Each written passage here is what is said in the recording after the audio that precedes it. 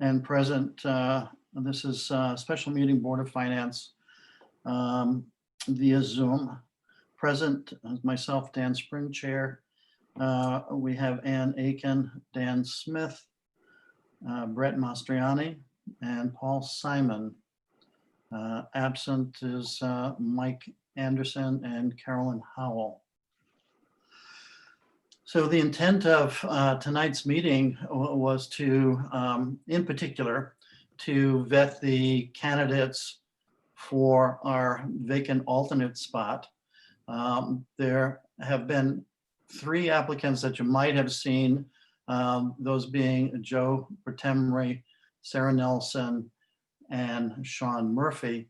In speaking with all of the individuals, Joe Pertemry has rescinded his interest in being considered. And that was late June when I had that conversation with him.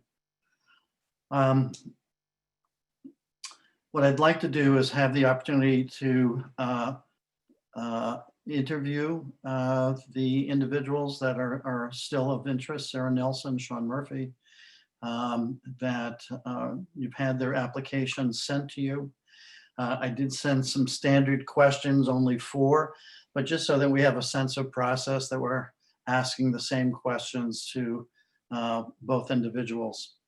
And I could be the one asking the questions, or any one of you, if you'd like to ask a question, certainly do so. Ask me to let you take the lead on it. And you could ask questions relative to information on their application. Dan, I just yeah. want to let you know that 9669, I believe, is Mike Anderson. So I believe he is. I'm on the call, everybody. I couldn't, you couldn't hear me, obviously. Okay, so maybe that was the number that we didn't know. I don't know, but Yeah, that's that phone. Yeah. That's the phone number. good to have you, Mike Anderson. Okay. I'm here. Can you hear me? We can hear you. Yes. Same. Okay, all right. You got us? I got you. I'm gonna, yeah, just brought my volume up a little bit. So, as I was saying, you have both their applications. You have standard questions that we can ask. And I would like to do that first before going into nominations and then take it from there, just so that we get to know the individuals a little bit. Sarah, I know that you're on, so why don't we start with you, Sarah? Can you hear me okay? Yes, I hear you. Can you guys? Okay, good. Thank you for joining us this evening. Good to see you.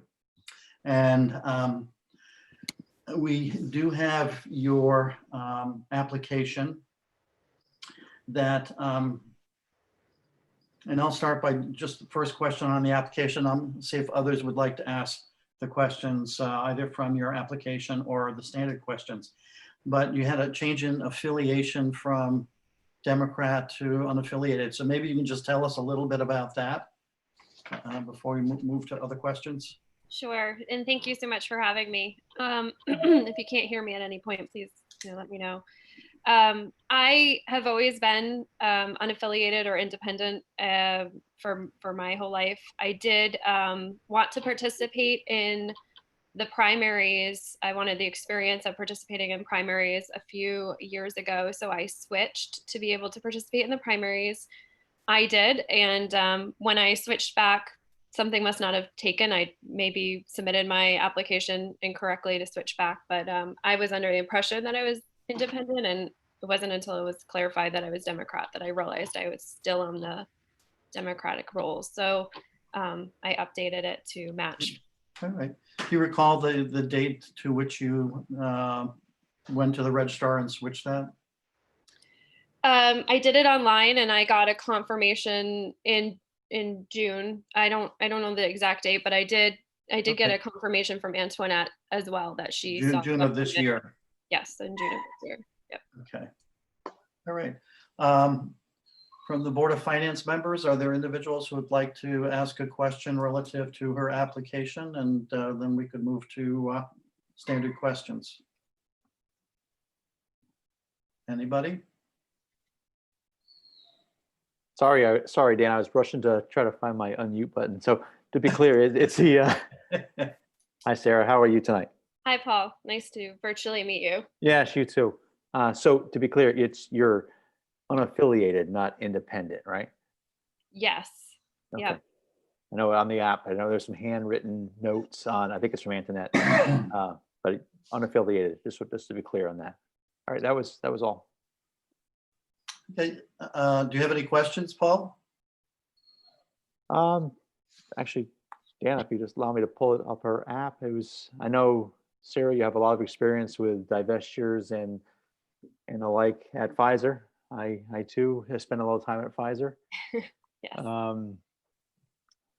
want to spin through your application. So for town committees you've been on so far, I know you're working with our emergency services folks on that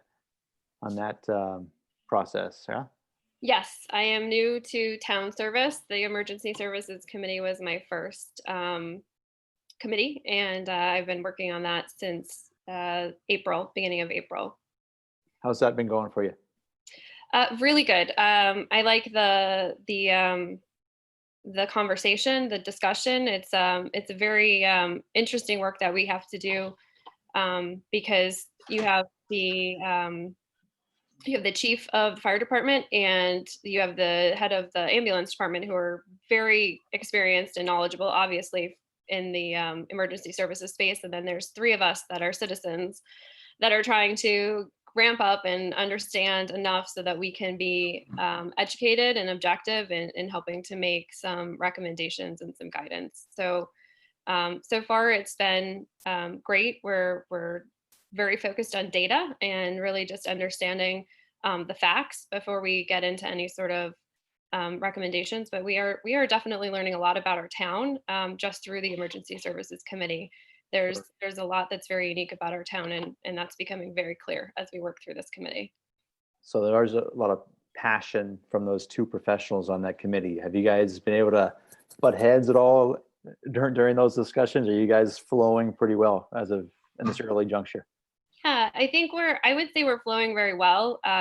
There's certainly situations where, I'll bring up something or somebody else will bring up something and say, what about this? And there will be a difference of opinion based on the fact that they have all the experience and the knowledge.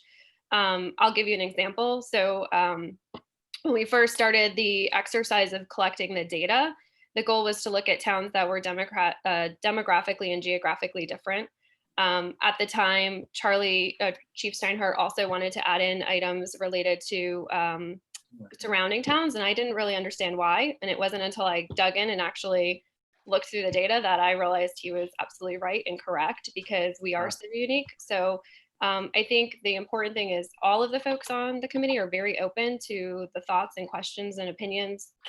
Chief Steinhardt and Jim Tuttle are very patient with us as we ask all of our questions. So I think we work very well together. That's nice. Difference of opinion. You'll find on this board too, if you get that far, that this board also has some differences of opinion, but we respect one another. Everybody's heard, and we make the process flow. So it's good to hear you have some experience in other town organizations doing the same thing. Thank you. Thank you. Sarah, this is Dan. Relative to the presentation you made as to the progress and update from that committee, you did a very good job. You represented yourself and the committee very well. I think for the information that you had developed, I think maybe out of just 3 or 4 meetings was significant and gave us some clarity as to your mission and what had been accomplished so far, and perhaps some endpoints. Thank you. Okay, any questions relative to the information on the application, Board of Finance members? If not, we'll move to the standard. Dan, questions. Dan? Yes. I hear you. Go ahead. Are there any, with the standard questions, are you going to be discussing, her work background and her the things that she had in her application with regard to what her job is presently? And are we going to get into that on the standard questions? Yeah, I suggested that if you had questions relative to what she submitted on her application, we're open to do that. So yes. So if you have a Okay, I was, question, go ahead. yeah, I'm just kind of interested in what what you do and how, what you manage as far as the finances are concerned that you listed in your application. Sure. Yep. I'm part of the IT organization at Pfizer. As part of my role, I am a program manager, so I manage very large projects across the globe for IT, and there's budget that goes with that. So all of the work that goes with collecting, managing the budget, managing accruals, understanding where we are in terms of spend and forecast, so that we're on target. I've managed different kinds of budgets, one-time budgets related specifically to the project, and ongoing budgets that are managed, that are related to, ongoing operational costs of the company. Okay, thank you. All right, anyone else with a question? All right, Sarah, these are just some standard questions and, I think Dan has a question still. who is that? Who is that? Dan Smith still has a question. He's been raised for a while. I didn't see you on my screen, Dan, so I apologize. Go ahead. Hi, Sarah. Hi, Dan. Nice to meet you. Nice meeting you. Over the past couple of months, this board's taken a lot of heat on various topics, with the Board of Ed and, different, we've taken a lot of heat. What is your overall opinion from an outsider's view of the Board of Finance, and what do you feel that you can bring to the table? Okay, thank you for the question, Dan. Yeah, I've been listening probably since I think May, the beginning of May. I'll be honest, my original reason for calling in was related to a neighbor telling me that there was, there was discussion around the Board of Education. I've got 2 little kids in school, so obviously I was very interested in listening in. I think, first of all, you guys have an incredible job in front of you. So what you have to shoulder in terms of decisions you have to make related to what's good for the town and what's good for the individual taxpayer sometimes are at odds. And that's a very difficult thing that you have to do. And you have to deal with all the heat, as you put it, from the citizens who some are very vocal, in either direction. So you have to take all of that into consideration. I think for the most part, you do a great job in terms of listening to the town. I was very encouraged by the fact that when you went to town hearing, a lot of the feedback that you got in the hearing around conservation and a couple other areas you took directly and made amendments to the budget to support, what you were hearing from the town. So I think that's great. In terms of what I can bring to is I am a very data-driven kind of person. I really like to understand the root of what we're trying to solve. And when I was listening in, my first thoughts were really going to, well, what does that mean for the budget that you're trying to approve, and what does that mean for the individual taxpayer, and how do we manage that, risk and benefit trade-off? So I like to think I'm very open-minded. I really do try to focus on understanding as much as I can about a subject when I'm involved in it. It's very important to me to dive in and really get down to the details. And so I think, I'll be prepared. I will listen. I will have to learn from all of you because I've not served on anything to this level of complexity before. So I'll be very, looking for your guidance and your mentorship as I come up to speed. I think I can bring sort of a newer outside perspective, and one that's very focused on what's best for our town overall, and not any particular area that I would have opinions about. Well, thank you very much. Any other Board of Finance member? Ann's got her hand up. Go ahead, Ann, I see you. Hi, Sarah. Hi, Ann. Nice to meet you. Nice to meet you too. So my question actually pertains to what you said toward the end about looking at how to balance everything. So given the fact that we're probably going to see even less money from the state next year,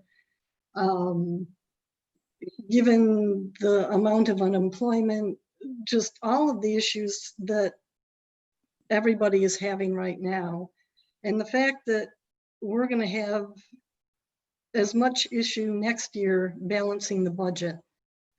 Have you given any thought to ideas that you might have that maybe we haven't thought of for finding ways to run more efficiently, save money?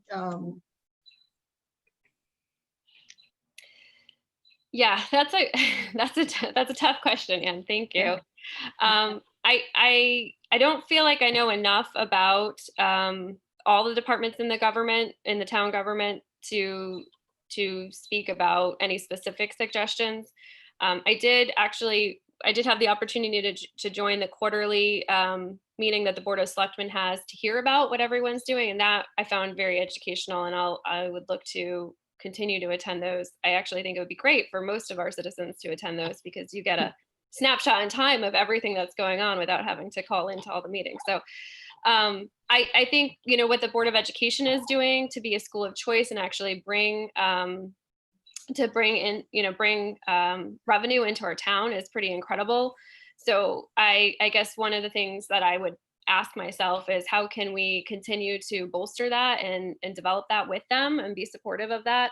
I think there's probably other areas in terms of, you know, and Brett's on the line, you know, the Economic Development Committee is obviously a key area that we could look to bring in more revenue to the town. So I think the short answer is I don't have enough information, but I love the question that you posed, and that's very much why I'm interested in joining the Board of Finance, because I do think there are probably more creative ways out there to solve our revenue, and we could look at other towns and what other small rural towns are doing and see what they may have done and how we can do the same. Thank you. Thank you very much. All right. I've got two standard questions I want to get to. We had four, Sarah, but in the course of questions today and what you've shared, those have been answered. Here's one for you. Tell me about your approach to teamwork. Yeah, so in my experience, I think teamwork is really based on relationships and the ability to be open and you know, the old adage, don't take offense where none is taken. I think it's really important when you're in the midst of discussion and debate to really look at the motivation behind the conversation, and we're all here to do a job for free on behalf of the town. So we're all here with good intent. And make sure that you know, you as an individual, I'm open to what somebody else has to say and open to understanding the position that they're coming from. I think the balance question is really important, and it's, you know, it's been an important one for North Stonington for as long as I've been here, which has been about 7 years. I've heard, you know, debate around what's good for the school versus what's good for the individual taxpayer. What's, you know, those are things that are really important to always keep in mind. So that's the larger picture, and that's what motivates me in terms of teamwork. I also think as a new person, it's important to sit back and listen and learn from the people who have the experience, and be able to really ramp up and educate myself so that I can be a valuable team player. Because if I don't participate and I don't do the homework, then I'm not going to be of as much use for you guys, and therefore I won't be a team player. So I think if I had to sum it up, it's openness to ideas and hard work to support the role. Right. And the last question, what makes your potential appointment to the Board of Finance meaningful to you? I think that probably what's interesting about the Board of Finance is it is one of the most crucial roles in the town. You are the intersection of all of the work going on in the government. And I respect that that's a heavy burden to shoulder, because you do have literally an impact on every single person in the town, and every single major initiative in the town. And so it's important to have people who are dedicated, focused, and diligent, and willing to do, work hard to support the town. And I think the opportunity to be able to do that is very meaningful to me. Great. Kind of just as a connection to that, during budget season, I know that you work and you're a mother, and we at times have a lot of meetings and a lot of hours. And is that something that you can be flexible with? Yes, I am very flexible. I'm in a pretty flexible work situation. Community service is important. So I will make myself available as needed. Okay, great. Any other questions from the Board of Finance? I know we're running a little bit over on time, but I think we've got space in the agenda of our regular meeting to kind of carry over. Are we all set? And questions for Sarah? All right. It looks as if we're okay for the moment, Sarah. And what we're going to do now is, if Sean is on, we will talk with Sean. Okay. Thank you for the opportunity. I appreciate it. Absolutely, absolutely. I think we've all enjoyed it, and it's been great to get to know you a little bit. Thank you, Sarah. Thank you, Sarah. Thank you. Christine, is Sean on? No, no one new has joined since we started. So Mike Anderson, I think, is just hopping from his phone to his computer. Yep. So no, Is it doesn't. Mike back on now? Yes. Yep. Okay. Mike, you're muted, just so you know. All right. Dan, were all the applicants notified of our session this evening? Yeah, I called each one, and if they didn't answer, I left a phone message. So you didn't have a chance to talk to Sean, I guess, then? No, I think Paul, to Sean's position, he usually is very active in being with the meetings, Yeah. and knows about the agendas, knows the postings. I did call his home. I left the message. So again, I did what I thought I could do. So I would assume he would know about All right. this meeting. I mean, I it seemed to just be wondered- important to him. Right. I just wondered, should we take this as his not having any more interest, or do we even know that? We Yeah. don't know that. We don't know that. Okay. I would think that, Sean in particular has been in general government as first selectman, sits on another board, very active, I think, as we all know. So, I mean, I can always call him now. Yeah. I mean, to do probably that. wouldn't hurt, because maybe he'll hop on at 7 o'clock thinking we're having our normal session, but I think you speak a lot to, he's got a lot of experience. He knows a lot about town, but does he? Yeah, I think Still- he also still knows want that. that, an election to the alternate position is a special meeting. meeting. Yep. You're right. So we'll call his number right now. Great.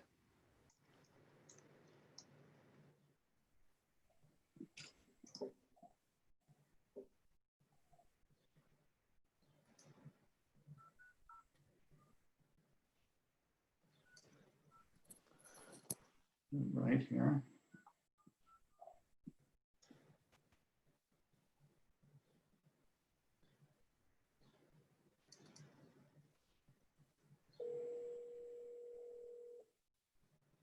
Feels like the game show where you phone a friend. Yeah, it's like Who Wants to Be a Millionaire? Hey, like, I can hear the phone ringing. Everybody up there right now and him dialing. It's funny. This is the lifeline call. That's right. This is it. Okay. When you have finished recording, you may hang up or press 1 for more options. Sean, it's Dan Spring from the Board of Finance. We were calling from the special meeting that was posted, scheduled for this evening, which started at 6:30 to discuss in particular applicants for the alternate position for Board of Finance. So the time right now is coming up on 7 o'clock, 6:59. 7 o'clock.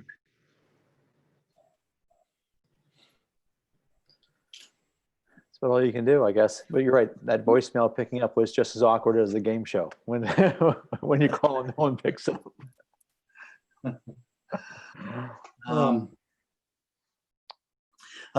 You know, even in our last meeting, we did state that we would have a special meeting on this date to talk specifically about the alternate position.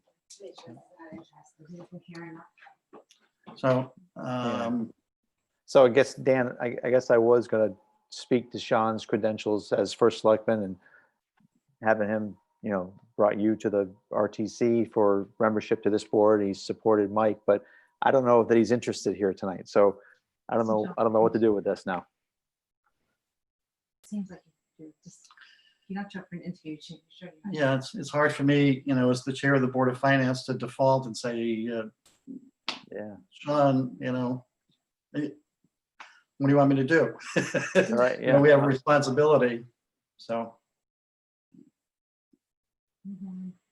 voice from anyone else here on this situation, which I had not anticipated whatsoever. Right. I mean, I would think if he didn't come to this meeting, it's hard to say whether he knew about it or not, but you would think he did because he is so involved. But, you know, you have one applicant on and, you know, you probably should look at it that way, that unless you're looking to extend it to another meeting, but that's a tough one. I think that we convene the special meeting in particular to satisfy, you know, filling the vacancy. And, you know, situation being what it is, I would nominate Sarah Nelson to fill the position as alternate to the Board of Finance. I'll second that. Okay, that's Dan Smith, Dan and Dan. With that being said, and if we don't have any further discussion, I think I've given opportunity there. I would ask for a vote to that nomination to bring Sarah on board. So unfortunately, I've got to poll people. Yeah. Paul, Aye. okay, Dan Smith, I see you. Aye. Brett, I actually have to abstain because there are 4 Republicans seated right now, so I can't vote. I can talk. thank you for that. Oh, Thank you for that. It wasn't a test, Brett. I failed. I like the rules. I know them well. Ann, Yeah, Aye. that would have been embarrassing. Mike Anderson. Mike, are you still on? Aye. Can you hear me? Yes, I got a yes from you. Aye. We don't want to leave you with that picture on the screen. There you go. I think that was a yes. Everybody confirm that? Did they hear the Yeah. same thing? I Yes. heard it. Yeah. Okay, and for myself, it is a yes. So Sarah Nelson, congratulations. You are a new member to the Board of Finance of the great town of North Stonington. Thank you very much. Thank you all. Welcome, welcome to the party. I look forward to it. Thank you. And of course, you're welcome to stay on. I know you're new, but we're going to roll into the regular meeting. So there is no public comment on the agenda for this special meeting and no other agenda item. So with that, I call for adjournment of the special meeting. Can I have a Second. second? Dan again, okay. All in favor, just say aye. Aye. Aye. Okay. All right, so we conclude that meeting at 7:04. And I'd like to call to order the regular meeting of the Board of Finance at now 7:04. And in attendance again, myself, Dan Spring, Ann Aiken, Dan Smith, Brett Mastriani. And Brett Mastriani is alternate seated for Carolyn Howell, Paul Simon, and Mike Anderson. And as alternate, we have in attendance our new member, Sarah Nelson. All right. Let me just clear these applications. Just give me just a moment. Sarah, you're going to need to stop in to see Antoinette to get sworn in for this role as well. So just make sure you call her to set that up. I will. Thank you. Christine, thank you for that reminder. I appreciate that. So we do have public comments on the agenda. Christine, if you could help us with that. Yep, so anybody that wants to make a comment, please unmute yourself. No one's on the phone, so I don't need to do phone instructions. So just unmute yourself and say something so that we know that you have a comment. And again, there are also opportunities at the end of the agenda. So if you want to wait till we go through agenda items and comment at the end, that is also an option. Nothing coming up, Christine? Not seeing anyone. Oh, Okay. I have a hand. I have a hand from Randy. I just want to do a quick shout out and say I'm very relieved and happy to know Sarah Nelson is an alternate on the board. Congratulations, Sarah. Thank you, Randy. I would also say that through this whole process, there was a lot of public support that did come in for Sarah. So thank you. All right, agenda item number 3, Board of Selectmen updates, and this is for projects. So Anita, I know that you're on. I don't know if Mike Urgo has joined us. He is. He's on. Oh, he is on. Mike, good evening. We're calling on you to just give us brief updates on the projects that we defined on the agenda, the Emergency Management Center, the school project, and Boombridge. Good morning, everyone. Good morning. Where am I? I'm in the dark over here anyway. So good evening, everyone. And congratulations, Sarah.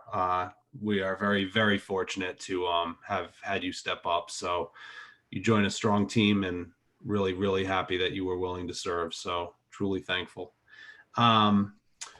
As far as project updates, yes. So the projects that we're going to discuss tonight, just wanted to give the Board of Finance an update. Obviously, we have a lot of things going on in town and have really for the last couple of years. But just to kind of give you a sense of where things are at, I'll start with the Center for Emergency Services. You know, it does seem like that has been done for a while, but in truth, the 3-bay garage, which was really the final cap on the project, really just kind of finished up. So through the process, we have constructed the 3-bay facility, which houses our forestry truck, our boat, and gives us the space that you know, really helps us to have the fastest response time, getting things out of the way so we can respond quickly, and gives us a little bit of a work area over there for the team as well. We actually just received the certificate of occupancy, went through making sure that everything is, you know, safe and all set.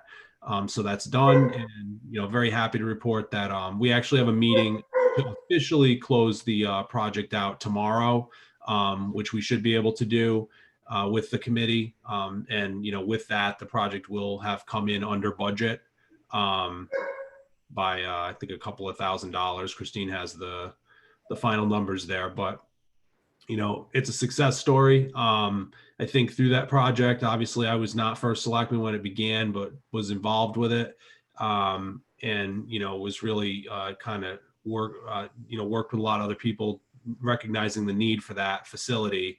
And you know, I know there were a lot of sacrifices that kind of got made along the way, but ultimately we ended up with all the space. I think that is needed in a way that was a good compromise, and everybody's very satisfied with the building.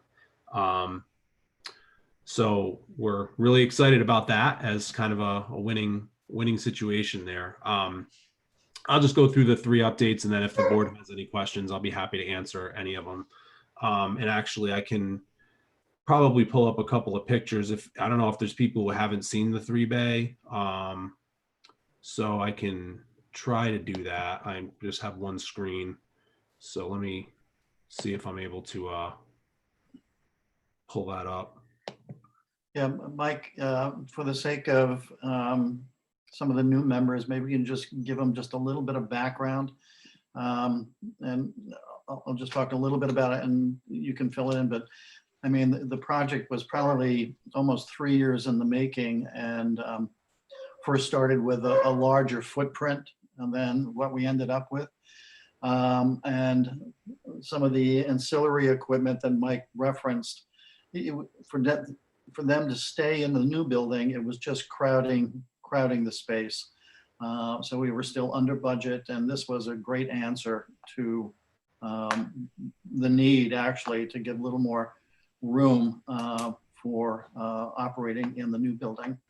It was a $6.3 million project, and as Mike just said, we came in under budget, and that we are currently financing this project through USDA, and with a debt balance that we are paying on 4.8 million. So I think we've done a good job front loading a little bit on what the costs were, and the project, as Mike has said, now is closeout. Yeah, and it was, as you alluded to, Dan, I think there had been, when we first envisioned this, for those who were here at that time, and I say we, I think, the group that had put it together, it was a building that was about 10,000 square feet bigger than what the building actually was built at, due to budget constraints. So again, as I mentioned, there had been, sacrifices along the way. But really, ultimately, a really good building. I think an attractive building, very, works well. And yes, with the addition of this 3-bay garage, not only does it give us the space, but also increases the response time, because we're able to hook that boat up a lot quicker. God forbid we need it, and we do need it at times. We do have those calls, or the UTV if we have, get out there in the middle of nowhere for calls, and it happens all the time. So, this was a good move for the town. And so yes, very excited about the completion. And I don't know if you can see my screen. I pulled up a picture of it. Great. Okay. So I'll go into, I'll just give a quick update on Boombridge. So Boombridge is under construction, and actually I went out there today. This picture was from today. And for those who probably haven't been down there, because not much of a reason to go down to Boombridge unless you're going to look at the bridge, the bridge is disassembled. So the old bridge is gone, and they have basically the pylons and the footings in the ground, and they're in the process of kind of reconstructing now. Boombridge had been closed for, I would say, 13 years now. We've worked really hard to try to get this done, and this was a challenge to get. Quite frankly, it went on for this long, I think, because you have 2 states, 2 federal, the federal government, 2 state agencies, environmental agencies, 2 DOTs, a lot of people. When I went to the first meeting we had to kind of kick the project off, there were at least 50 people in the room. I mean, there's a lot of people involved in just this small bridge. So we're really excited that it's happening. Maybe no more excited than the Lewises, who will gain that easy access back for their farm, which they've been without for all these years. Certainly this provides a nice access for those who live in that area to quickly get to Westerly, Route 78, maybe the beaches, and then vice versa for Westerly folks to come over to us and maybe do a little shopping at the Dollar General, or get to 95 a little bit quicker. I know, it's a bridge I used to use all the time growing up in Ashaway. So we're really excited about it. I did speak with them today. Everything is looking to be on target for a November, completion, which is what we had anticipated. We're not seeing any roadblocks or anything like that. Everything seems to be moving along smoothly. And this was another situation where the bids did come back kind of under what we expected. So that was good news as well. So again, this is a project where we have already obligated the funds for this. So there's no action, or anything like that, or budget funding that's any further required from the town on this. This was something we took care of at a town meeting a couple of years, maybe a year and a half ago or so. So that is moving along as well. And the final update I'd give was just on the school building project. And I don't have any really, I've got a couple of pictures here, but they're not the most current. The building is unbelievable. The elementary school building is just absolutely beautiful. Actually, this might be one of the nice, oh, hang on, this is the good one. This is just kind of a picture of the entryway, which is, to me, is really incredible, because the pictures, if for those who were involved from the beginning, you remember seeing these renderings that we created, and when you see the renderings and now you see the actual photographs, we built what we said we were going to build here, and it's just really special. And of course, with COVID, we're hoping to get, looks as if the kids will be back this fall. However that looks, we'll see how that shakes out. I know the school board is really doing a good job with their task forces, kind of looking at how we're going to do that safely. But the kids will come back to a state-of-the-art facility at the elementary school. Once again, another project that was, a $38.5 million project that the town, is probably going to, pay somewhere around $23 million with reimbursements. We got incredible interest rate with the USDA, once again, at a 30-year amortization. So really all the stars aligned, and kudos to the building committee, as well as the Board of Ed and superintendent, and really everybody who was involved in kind of pulling this together and putting a project, that we can really, really be proud of. And how timely it is with the environment we're in right now to have these facilities that are new buildings that have good air ventilation. It's just really, everything couldn't really have worked out any more well, and within budget, and that's always the key. So I know I always heard the stories, I didn't live here then, but of how what a nightmare some of the big projects had been, where you talk about the gymatorium and you kind of hear these nightmare stories, and we've just successfully really done a bunch of projects here in town through all your help and all of the committees who've worked really hard. Just really proud of all the people who are involved that help pull these things off. So these are the three projects, just to give you guys an update from a financial perspective. Everything is in good shape, within budget, really solid interest rates. And I'm happy to answer any more specific questions about any of these three projects that you may have. What I would say for the benefit of the members is that the school project has been the largest capital project this town has taken on and accomplished. And with that is the debt management relative to the project. And again, as Mike said, we got a great interest rate of 2.75, 30-year amortization currently. But we can move that without any penalty if we want to pay that off sooner.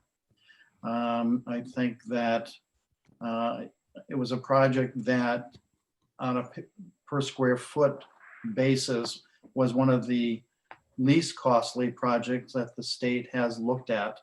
So, they have given us a nod as to saying, well done. And as Mike alluded to, we're going through closeout, which will continue to gain us reimbursements.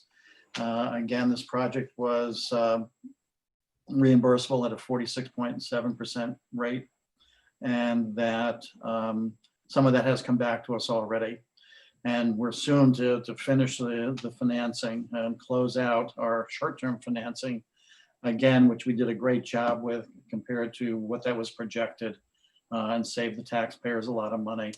I think you've heard from the committee chair, the School Modernization Project Committee Chair, Pam, and talking about not being able to do the demolition of the middle school, which is probably still going to be talked about, but that was an alternate to the project. And what we discovered as we were doing the elementary school is extensive biohazard conditions that needed to be remedied. So there was definitely an overrun there, but no surprises beyond that, but that was a big surprise. We knew it was there because we had done some testing before the project actually started, but not the extent. So we got a very clean facility there, I would say that. See, there's a couple questions. I don't know if you see them, Dan. I don't. So, oh, I see Ann's hand. Go ahead, Ann. Yeah, I do have a question on the demolition. I remember the last time that Pam was speaking, she proposed going back to the state to see if there was any chance of getting any further funding for the demolition. Has that happened? Yeah, so I tried to clarify those statements when I believe it was a resident may have brought up this idea that we could get more funding for the reimbursement on the demo. And I did not think that would be possible because we were authorized for a $38.5 million project, and we used $38.5 million. And so the middle school was an alternate in how we structured the project. And so unfortunately there is no additional reimbursement that can be gotten, as I knew would be the case. Pam did go back to the state and did talk to them about it. So just to give you an update on that, kind of, I guess it's kind of related on the middle school. You probably know, I mean, I know you guys all kind of pay attention to what's going on, but I did get news coverage in both newspapers for the fact that we're looking for somebody to rent the middle school portion, and also that we are looking at, in tandem, getting bids for the demolishing of the middle school as well. So depending on how that all shakes out, we'll have some information back by August. We hope to have some sort of a direction as to which way we're going. I do have a walkthrough open building type thing Thursday and Saturday I'll be at. So hopefully there'll be people that are interested. I think it's a really exciting space for the right person. And as I've explained before, with that space, to be a public school, there was a lot of things that would have had to be done to it. But as a non-public school, private school, trade school, any number of other educational, facilities, those necessary upgrades they won't be as extensive. So, we'll see where that goes, and, certainly be able to report back to you guys on that at a later time. But we're excited to kind of see where we end up, and we think it's an opportunity for the town. Well done, Mike. Any other questions on school modernization? Dan Smith. When did actually, I think there's three of you guys that were on the board. Refresh my memory, when did the board realize that demoing the project, demoing the school was not going to happen? So that happened, it's not that demo wasn't going to happen. Demo was made an alternate back before the GMP was even signed. So that was before the project even started. And then as far as when we thought the middle school wasn't going to happen, I think the committee officially kind of made that recognition a couple of months ago, but the Board of Selectmen felt that this may be coming based on the PCB, the extensiveness of the PCB remediation that was happening and some of the other unknowns. So what we did at that time, if you remember back in December, is we assembled a committee looking at alternative uses. So we've been trying to be proactive. Obviously, I think when we originally came out with this, especially very early on in the process, we always, thought we'd just be demoing that building. But as you know, as the committee realized even before the GMP was signed, it was not going to be a guarantee. And so, you know, so we look at what the alternatives are, and you know, I Was think was this the largest cost overrun? Well, like, was there like a top three for the project? Was this the biggest one, and then everything else was pretty much on budget? you mean the PCB remediation? Yes. By far was the largest cost overrun. The other really larger ones were the septic. We didn't expect, we had anticipated using some septic that we had, and we ended up having to build new. So that was another, you know, thing that we really just didn't anticipate.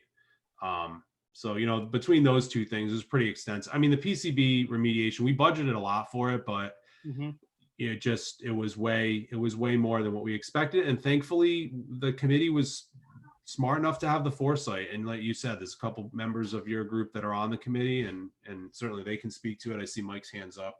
I understand. It's just when you're doing a project like that, if you start seeing, all right, PCB, you're spending 3 times as much and everything is pretty much staying on point, and then you have the septic that, you know, could double, or I don't know the exact number. But if you start seeing a trend where you have a couple of these things go up, but everything else is staying on budget, obviously you're not going to be on budget. You're going to eat your contingency up. It's just, I'm just trying to find a timeline when the PCBs were, you know, the quotes came back for all the PCBs saying, hey, this is going to be like 4 times as much, 5 times, I don't know exactly the number. And then when we actually acknowledged, hey, you know, this option is not going to be exercised. Yeah, I mean, I didn't. I don't know if either of the other committee wants to weigh in on it. That's on here, but that was. I know Mike's hand is up. Yeah, go ahead, Mike. I mean, basically, you have $38.5 million to complete the whole project, which includes all the contingency money. And so, when the GMP came out, you have to have so much contingency and so much that's definitely in the project. So, you know, when we started the project, the tear down of the middle school is in that contingency. We want to have it done, but if something else happens, you know, it might not happen. The PCPs that we're talking about are in the elementary school, and we didn't have those cost overruns until this winter, when they discovered that the steel beams also had PCV paint on it.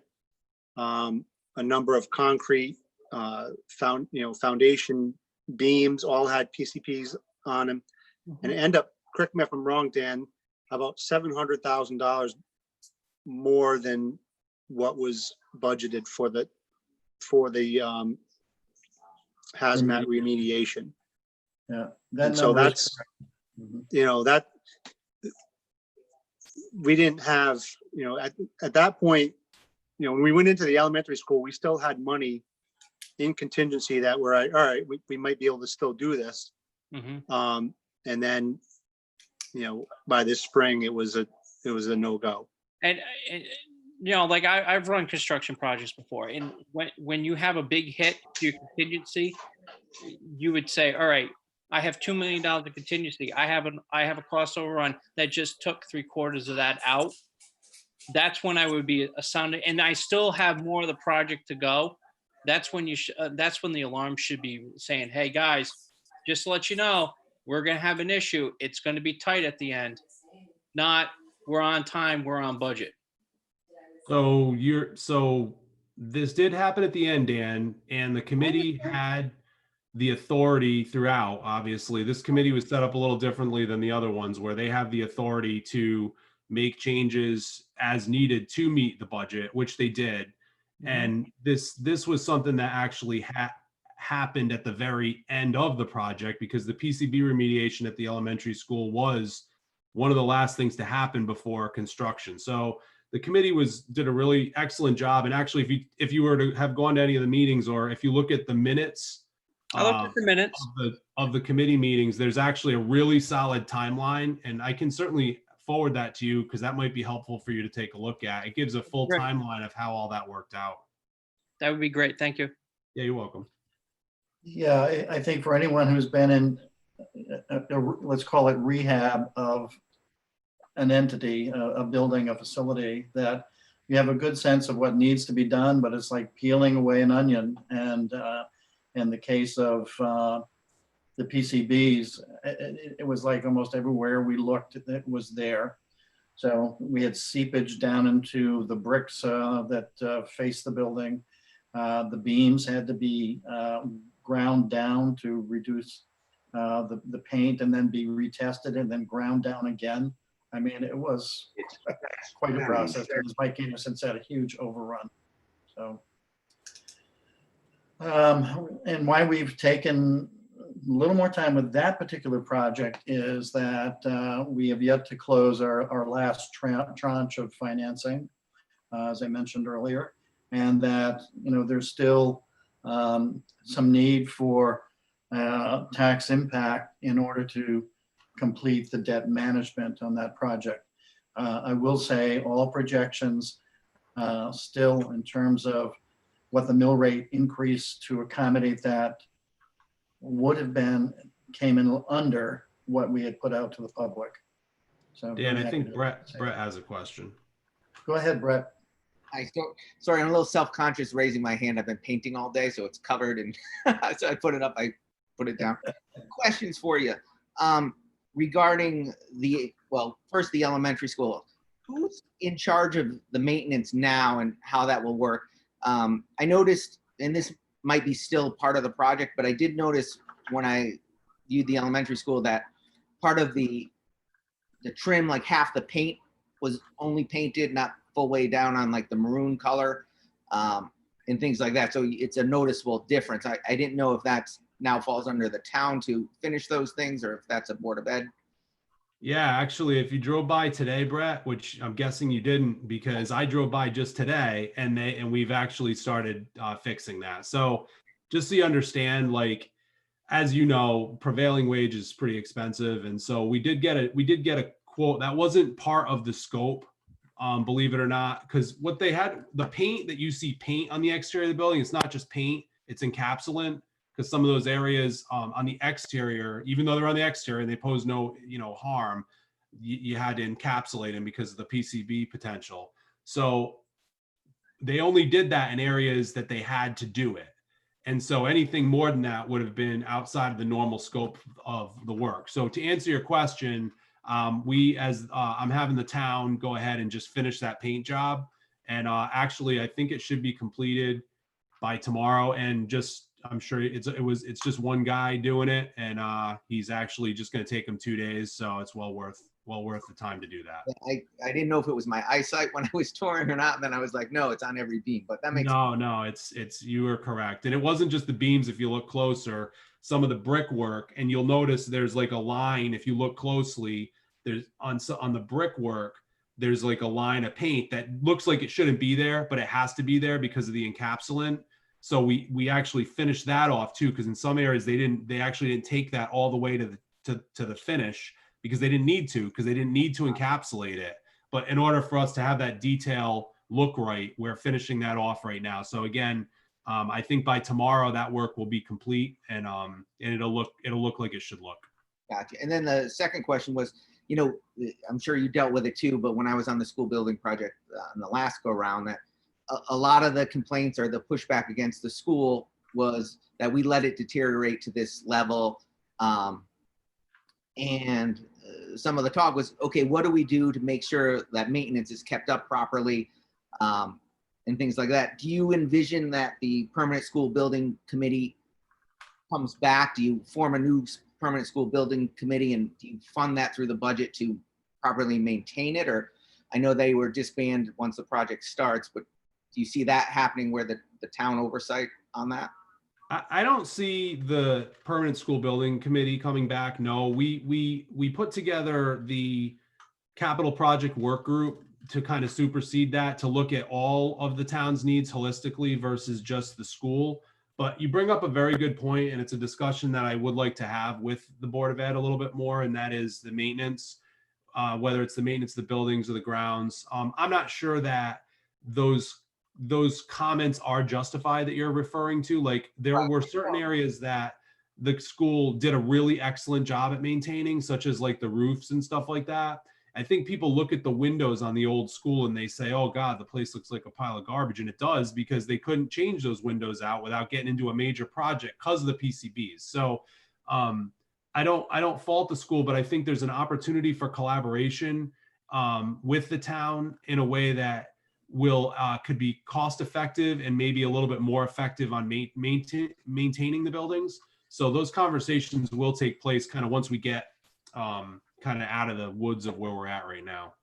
All right, great. And who's keeping the logs of all the warranties and all that stuff? I know Rusty always used to say at the end of the project, the town would get, a book of all the warranties and have someone oversee that. Is that on the Board of Ed side or is that on the town side?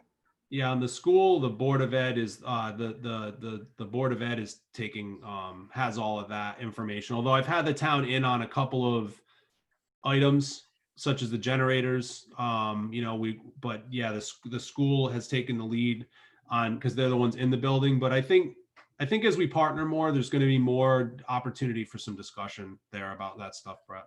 All right, great. Thanks, Mike. I see Sarah has her hand up. Sarah, go ahead.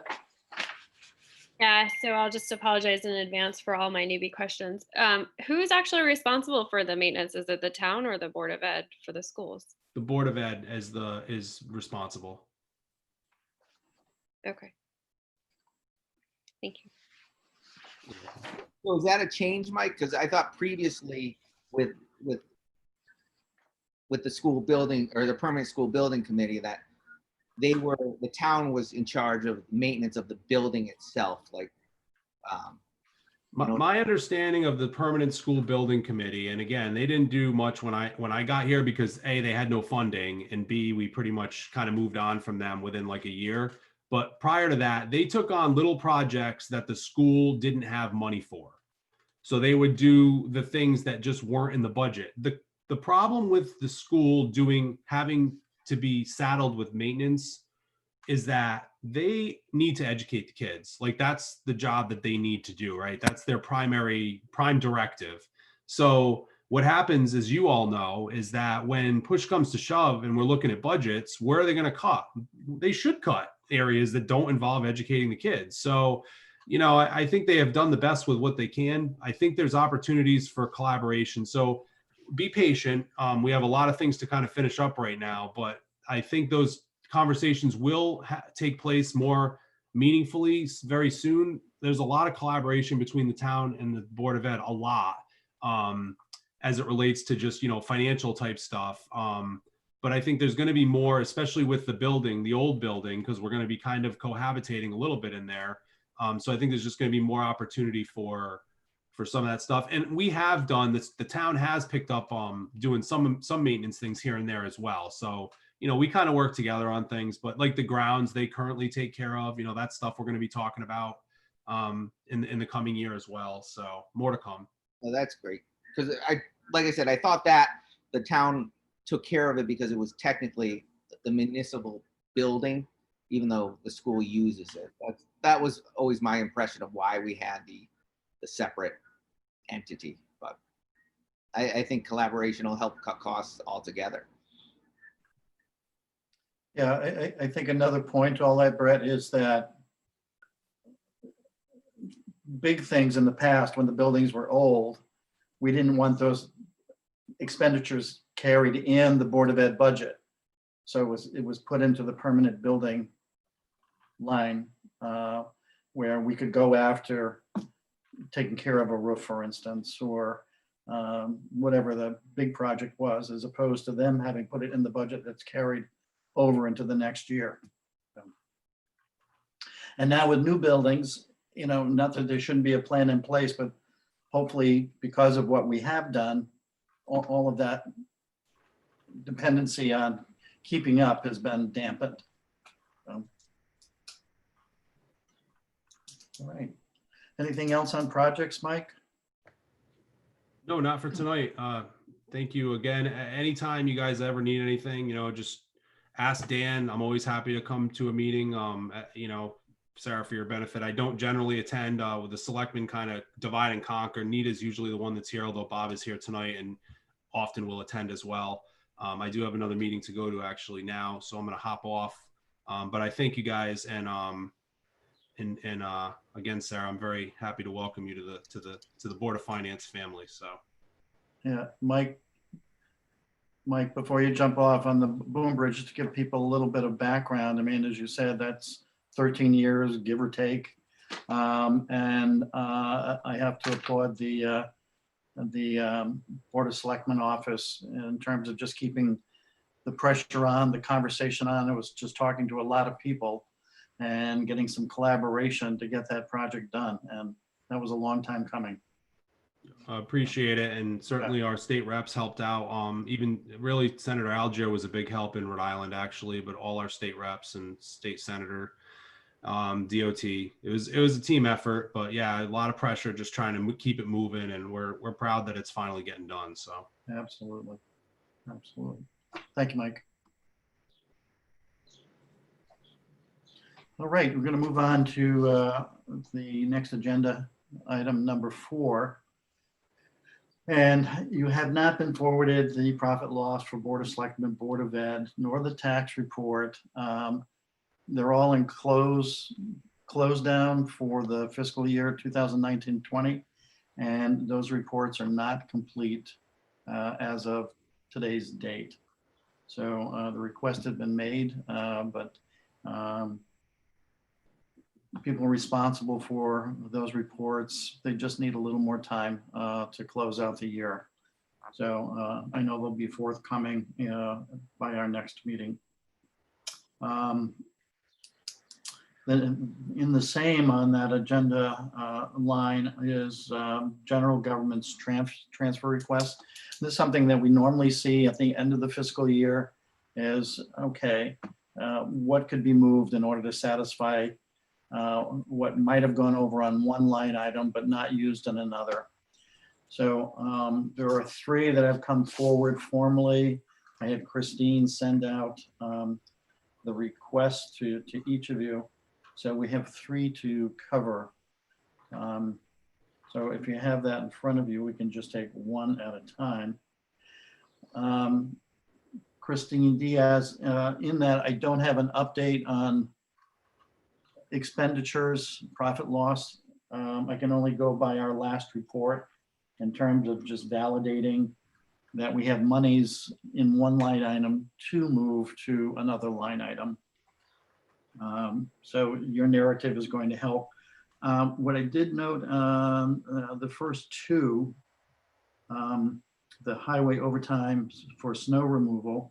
Again, we had a very light year relative to snow. The line item I've got is different. I've got B 27.084 and you've got 88.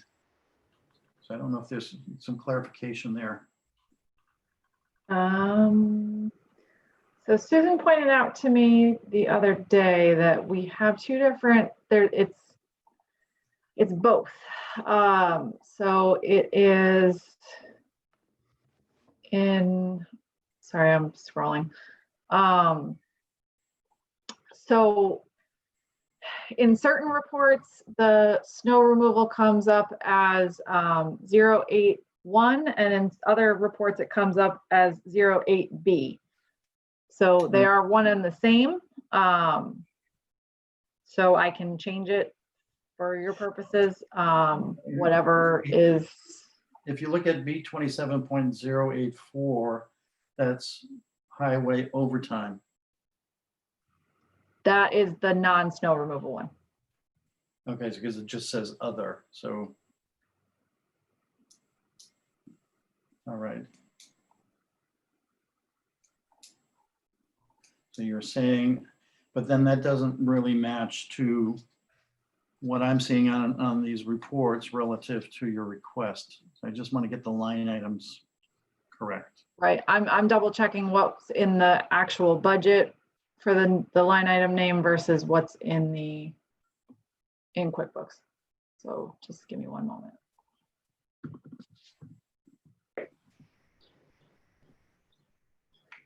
Yeah, so the actual line item in the budget is that B 27.08B, which is highway overtime snow removal, which it's your choice if you want us to go with the budget line item or the QuickBooks line item. I think it's better to go with the budget line item. Okay. They're one and the same. All right. It may have been just my copy, but it looked like 0.088, but it's actually 0.08B, right? Yeah, it's probably just because it was a scan of the signed one, Yeah. so it may have smudged it a little bit. Yeah, but in the budget, the overtime lines are 27.08 A and B. A is non-snow removal with other, and B is snow removal. So only because I can't validate it on the profit loss and I don't have our laptop, I don't know if Mustafa still has it, but what do we have in there as a balance, total balance? So the amount remaining when I ran the report today was $41,967.56. $967? Mhm. 41,967. Okay. All right. So I'm happy with that we've verified for the benefit of the members that we have money there not spent that could be transferred. All right, if somebody wants to come through with a motion for. Just the a first one? question, Dan, I'm sorry. Yeah, Is it- sure. Is it unusual for us to transfer dollars to salary lines? And that's what these first two were, right? It's to So- cover, When we did the budget this year, you may remember we had a lot of discussion about the bookkeeper line because it looked like it was a heavy increase. And it was just because the salary negotiations, that position was removed from the union at the end of the last contract. So there was an increase that wasn't in the budget. So we knew we were going to need to do this transfer at the end of the year. so it is an unusual circumstance to put monies into salaries. This particular one, yes. Yeah. Yeah, so the union positions all took a smaller increase to offset overall, but you can't take little bits from each individual line item and transfer it to this. So that's why we took it out of the highway overtime.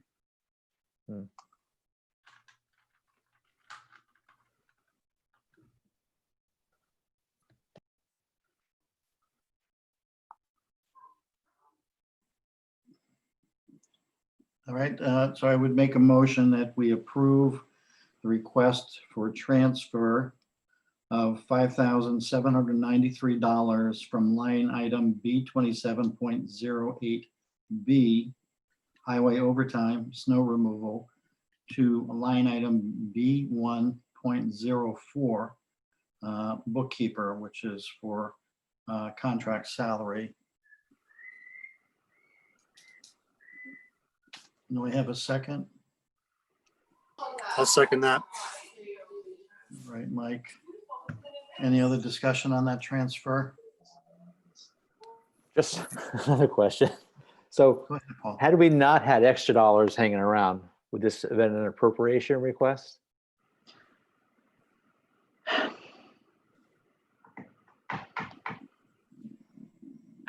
People want to be paid for their work, right? So I mean, Yeah, I Are mean, we- there's are we at a risk? there's a signed agreement for it, so the town is obligated to find the money. But I think the specific line item as to where it was going to come from wasn't determined at that time. Mike, I don't know if you have any other comment. I mean, really, the way it should work it's kind of hard. So like something like this, Paul, when there's negotiation, you can actually budget for we have a line item that you can put money in for negotiations. So like we could budget knowing that there's negotiations, knowing that there's the potential for an increase. You actually could budget going into the year, putting money into that line. We didn't do that. And so that's something we would want to do in the future, probably. I mean, the disadvantage to that is that now you're kind of putting in, a number in there that Yeah.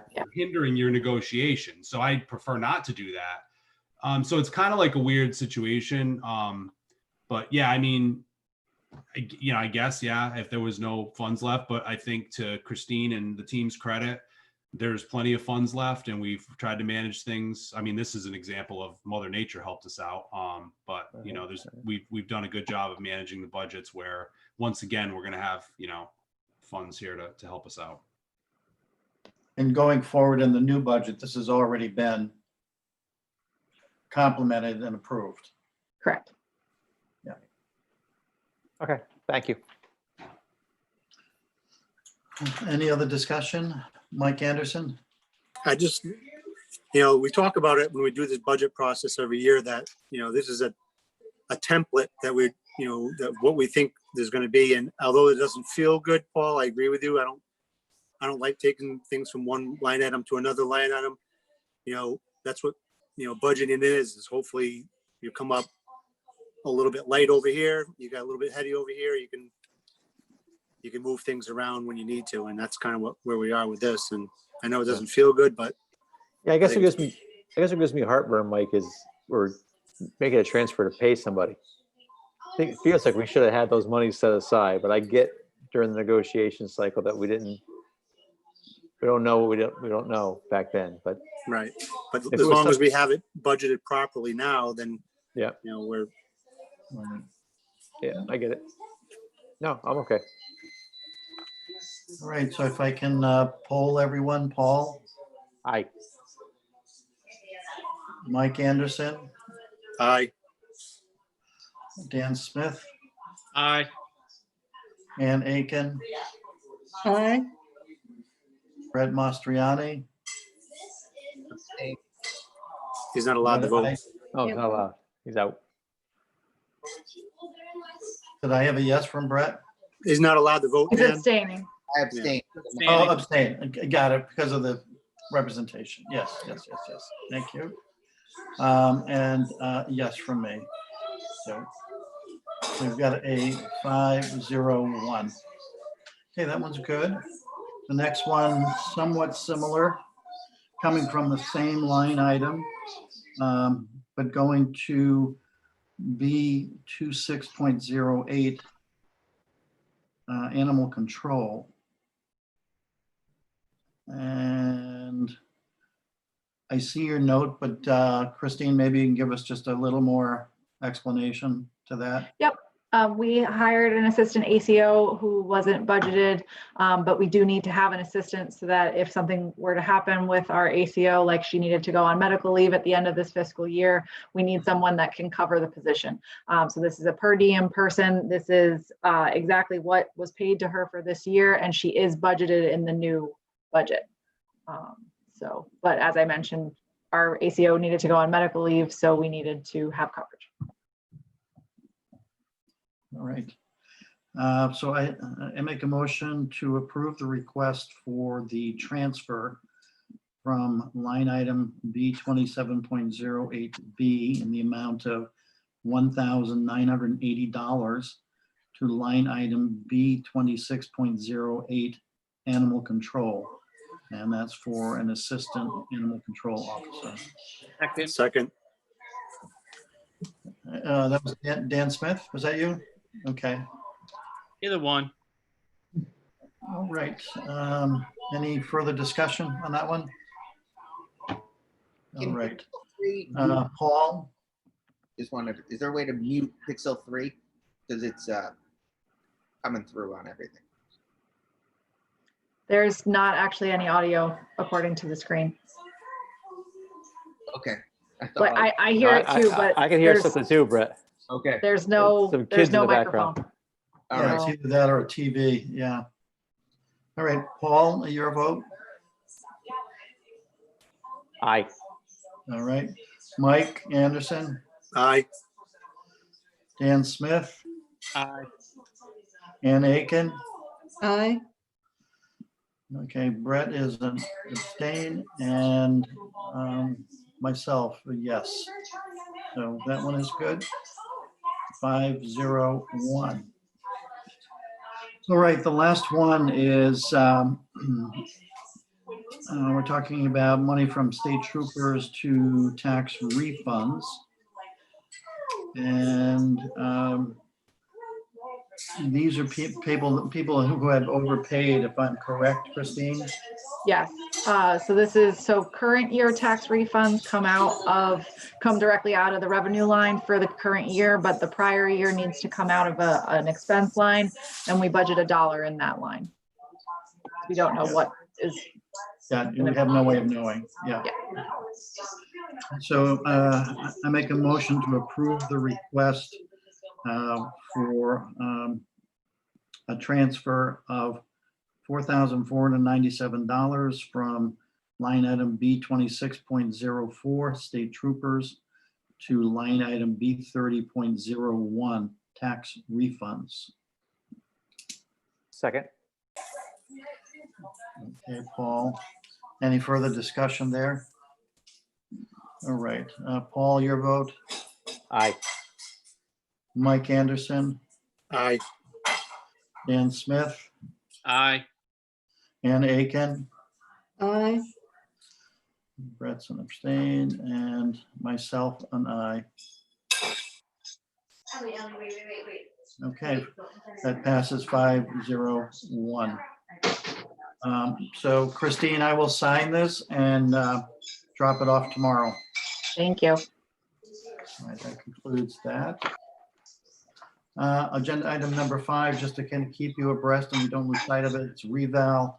I did talk to Daryl Del Grosso yesterday, and they are overlapped between batch 4 and 5. So I haven't quite completed.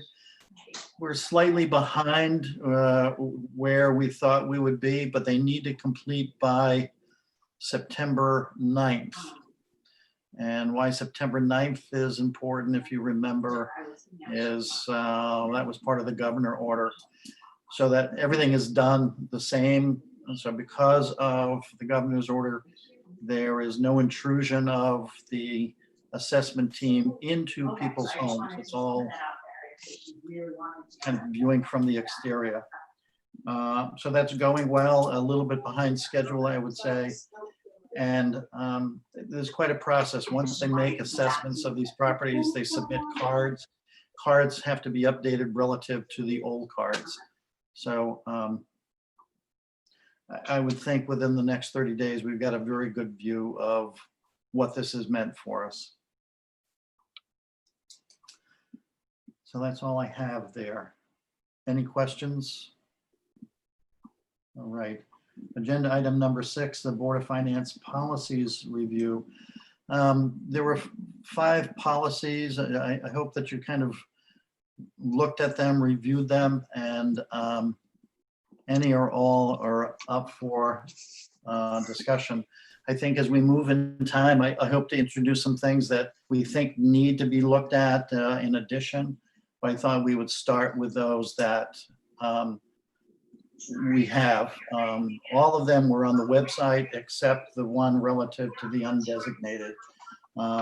That had been passed by the Board of Finance, but for whatever reason, it got lost on a shuffle and not applied to the website. So I'm open to listen to what anyone might have to say relative to those policies. Dan, I just wanted to let you know, we did add that last policy onto the website. It is there now with the approval date, just so people have access to it for reference. Okay, good, thank you.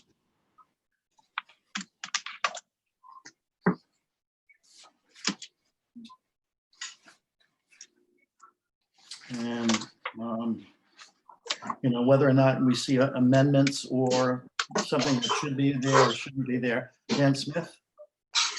Yeah, Dan, I've looked up a couple of towns that have the undesignated fund balance policies, and I see more and more towns have a low threshold, and they also have an upper threshold where, you know, we cannot go below 10%, but we can't go above 20%. And I think that's something that we might want to look at as a town as we start filling that undesignated fund back up. All right, I think that's a good comment. The floor there that's mentioned, the 8.5% was to assure at least a 30-day Yep. reserve. Go ahead, Ann. Well, I think we might want to also raise our lower limit. From recent discussions, it sounds like most of the Board of Finance members don't want to see that lower limit go below 12.5%. So maybe we want to raise that lower limit from 8.5% to something higher. So essentially, what Ann is saying, relative to what I said, it would be a 2-month reserve as opposed to just a 1-month reserve. Dan, when was that lower reserve number instituted? That would have been 2016. 2016. Okay, I was just Yeah. thinking if it was brought up like in 2007, 2008. Well, with inflation and salaries, you would think that we might want to bump it up a little bit. But if it was 2016, it's pretty recent. Yeah, and how we got there, going back to 2010, our unassigned balance was less than 2%. And so as we built the strategy to get that remedied, our first target was having at least a 1-month reserve in the unassigned. So that's kind of how that rationale developed. But as I look at towns that are in good shape, they've got a 2-month reserve, which is about where we are now. I think in talking to some taxpayers in public meetings over the years, they always question, the validity of building that up where they've paid taxes on it and it's not being utilized, that it's just a rainy day fund. But in fact, it lends stability to our overall fiscal circumstances and responsibilities and allows us to go to debt markets, with the thought that we're very conscious about having that reserve in place and being able to pay our bills as we go. So an example would be what we did this last budget cycle, is that we actually used it to balance the budget, which is again and it's stated in this policy, it's one of the purposes of that unassigned. Any other thoughts about being formal in terms of raising that bottom line?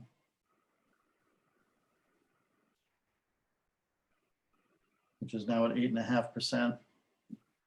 Hey, Dan, Yep. can we maybe look at a few surrounding towns or towns in general in Connecticut? Because I was going to make a comment that Dan Smith did. When I looked at 4 different towns, and they did range from 8 to a maximum.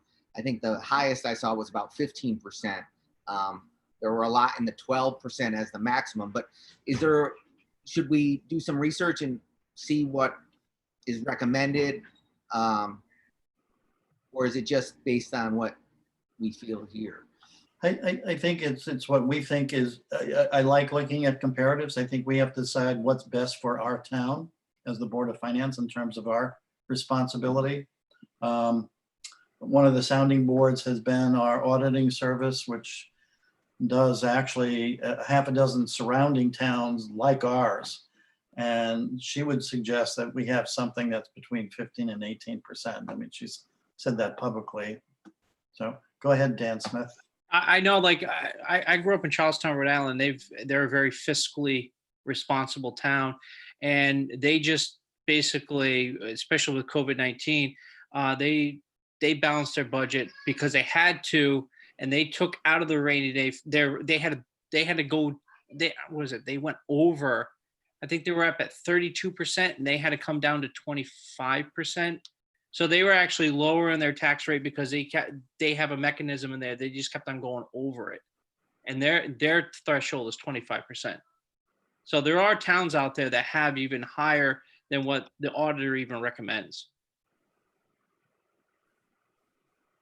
Yeah, I think you always have to be able to defend, so you're taxing me, but putting money just aside. And, you know, some people don't have the clarity of why are you doing that? Why don't you spend that money to help us out? That's why I like the idea of having a maximum, so you can see that range and people understand if we accumulate more than that, or at the end of the year, there's more give backs, that, you know, they know what happens to that money if it exceeds a certain percentage. And that's what a lot of these guidelines that I read show.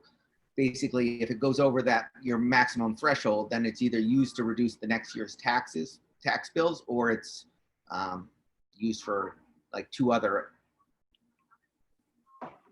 plans. You could use it for debt redemption. You Right. can use it for a bunch of stuff. Yeah, absolutely. And that's part of the responsibility of Board of Finance is, okay, where do we need to be fiscally responsible? How do we use these assets?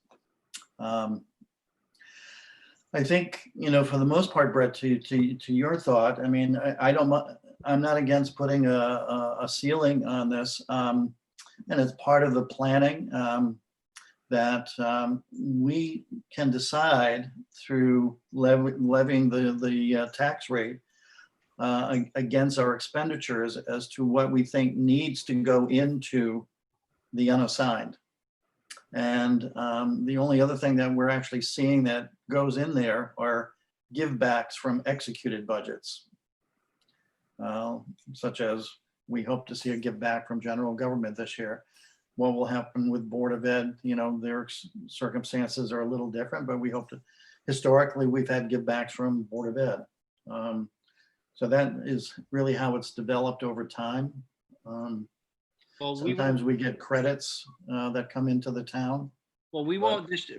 Will the RISA account for the Board of Ed go into effect this year, or will be for the next budget year? Will be, yeah, in this year, this new year. The new year. Yeah. So we won't, 2021. unless they go over their state statute 2%. We won't be getting any give backs from that. Correct? Yeah, we've given them the opportunity to use 2% of their budget into the RISA account. Mhm. But if there should be more than that, you know, that, Give back. yeah, it's got to be a give back. Yeah.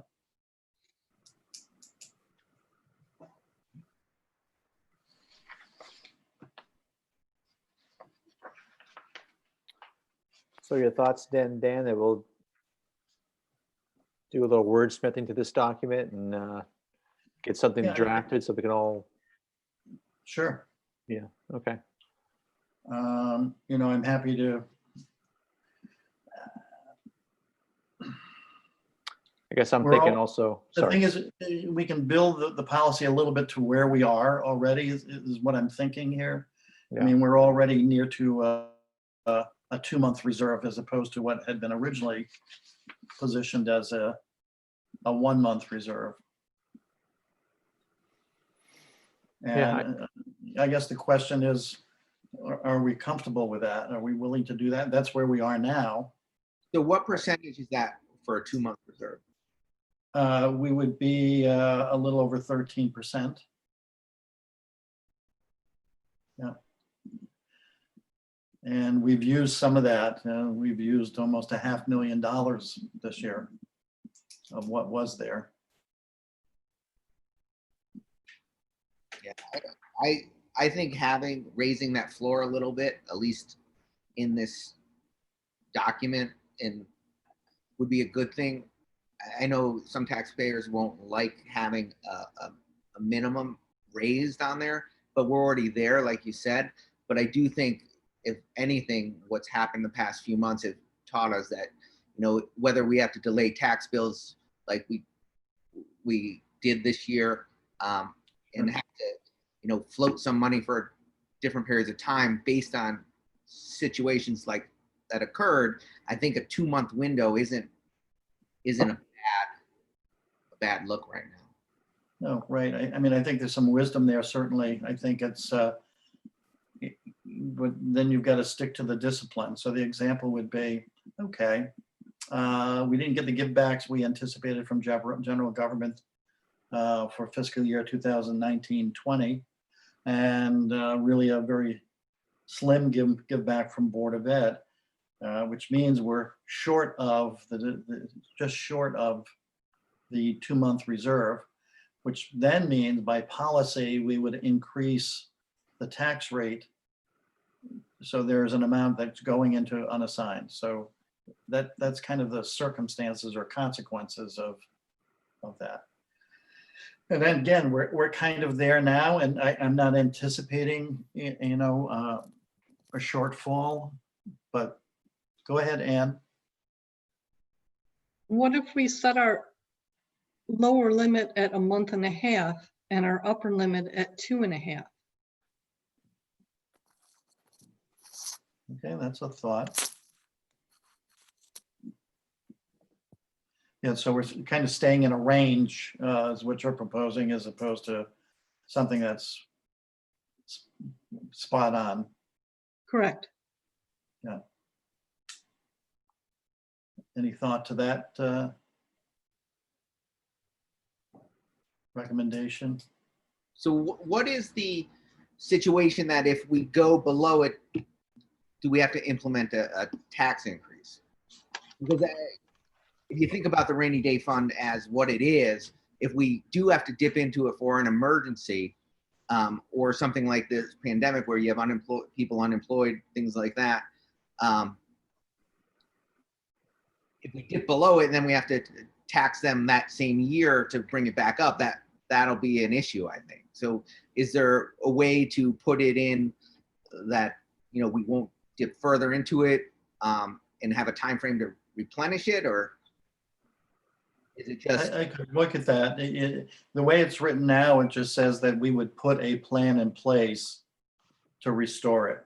So rather than locking you into, okay, that same year, you've got to increase taxes, but you have to have a plan in place that's acceptable to the Board of Finance to restore it.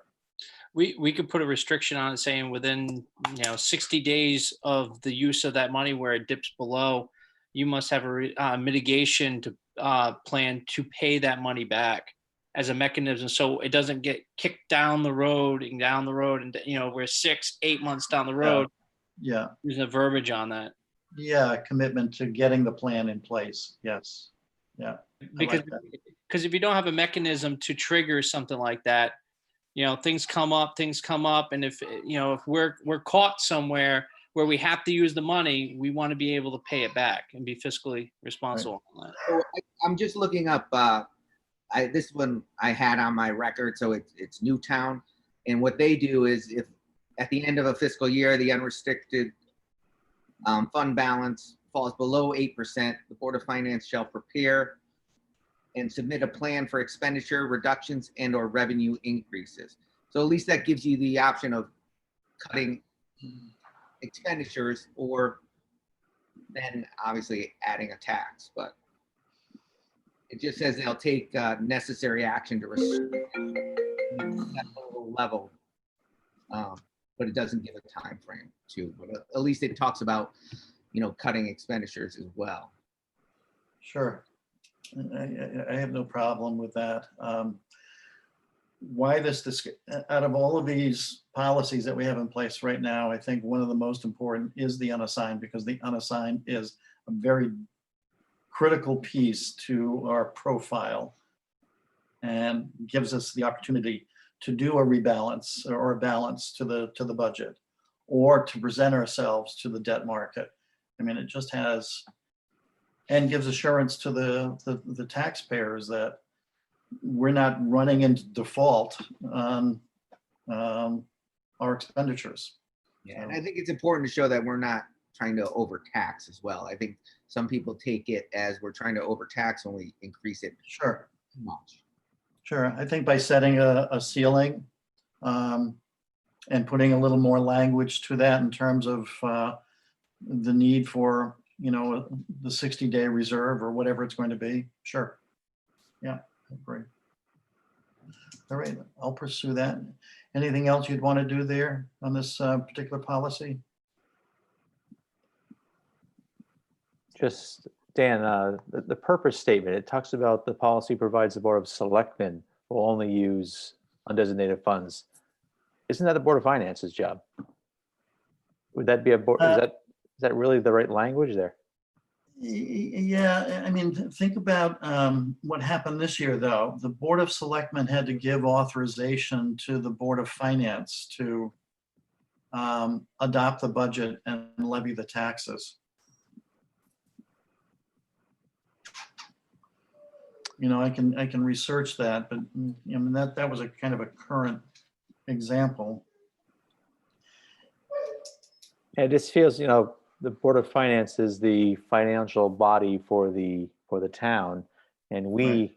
as this entity, would decide how much to use, if at all, from the undesignated fund. So I'm just Sure. trying to understand the language, how that would flow there. No, I mean, I'll do a little research there, but, you know, as I read that, I don't have a problem substituting Board of Finance. Okay.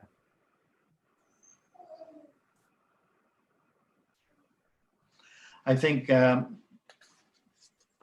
we have the frontline responsibility, Yeah. but also the first selectman and the treasurer, who are the signatories for the town, have a level of responsibility to fiscal oversight. Yeah. Because those are the guys that are going to go after. That's okay. Good. Thank Yeah, you. they put the signature to the paper.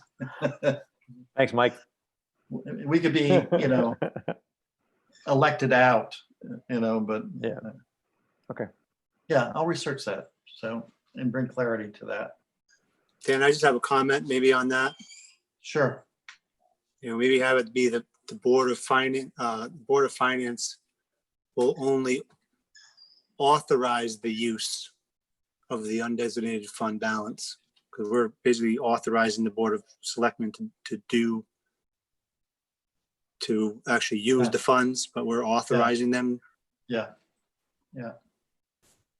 Policy provides that the Board of Finance will only authorize the use of the undesignated fund balance to da. Yeah. Yeah. I think it's important that this particular policy in particular, we have clarity so anyone can read it and understand our obligation to maintain that unassigned in terms of both its use and sustainment, but understand why taxpayers have to buy in on it. Yeah. Yeah, Dan. I think once we have a draft written, I think this instance would be, especially with the legal words and everything, this might be something we want to run it by the town attorney, just as a, hey, Sure. this is what we propose, and what is your legal opinion of, all right, we do this, are we on good ground? If we do this, are we only, you know, just to make sure that everybody, you know, nobody can tweak the words this, or somebody can misconstrue it this way, just so everybody is happy with it. Because this Right. is probably one of the most important policies that, like you said, this board has. Yeah, I mean, we have the ability to direct the monies, the assets of the town, essentially. So, yeah, they're going to want to know, okay, what does that mean? Yeah, and what are you doing to protect the town? Yeah, good. Yeah, I agree with that. All right, is everyone okay with that? I'll develop a new draft and we'll take a look at it.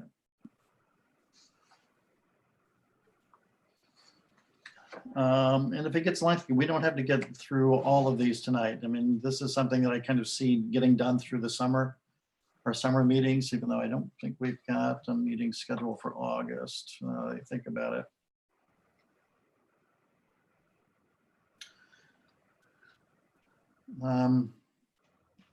The next one I've got in my hand is appropriation requests and transfers.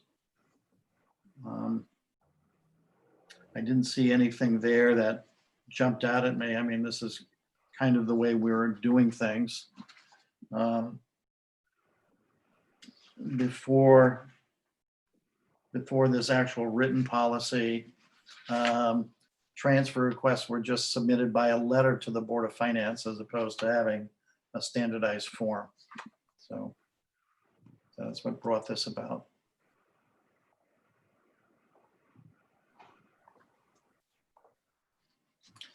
Can everyone live with the policy as it's written? I do have a question. Yeah. So it says that the Board of Finance secretary has to number these things as they come in.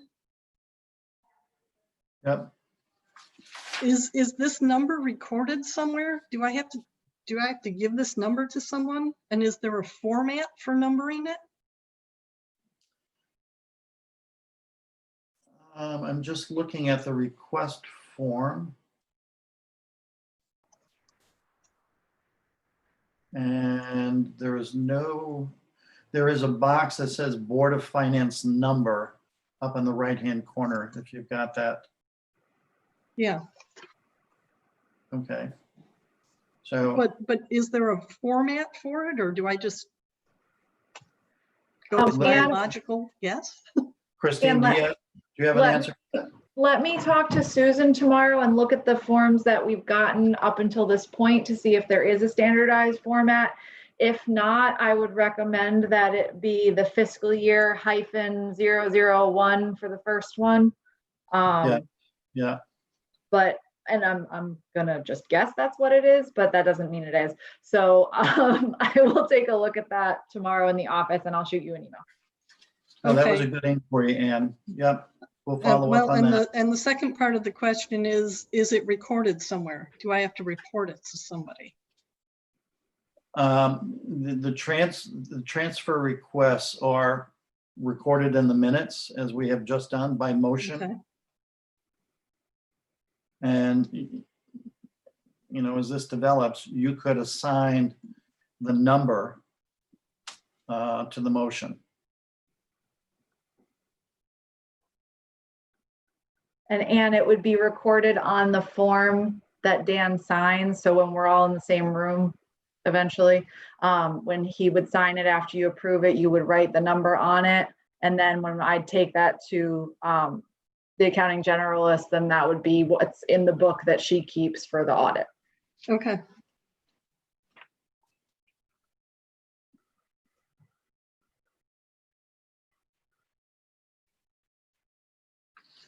I think, you know, as this policy closes out, I probably would add the policy approved by a majority vote of the Board of Finance.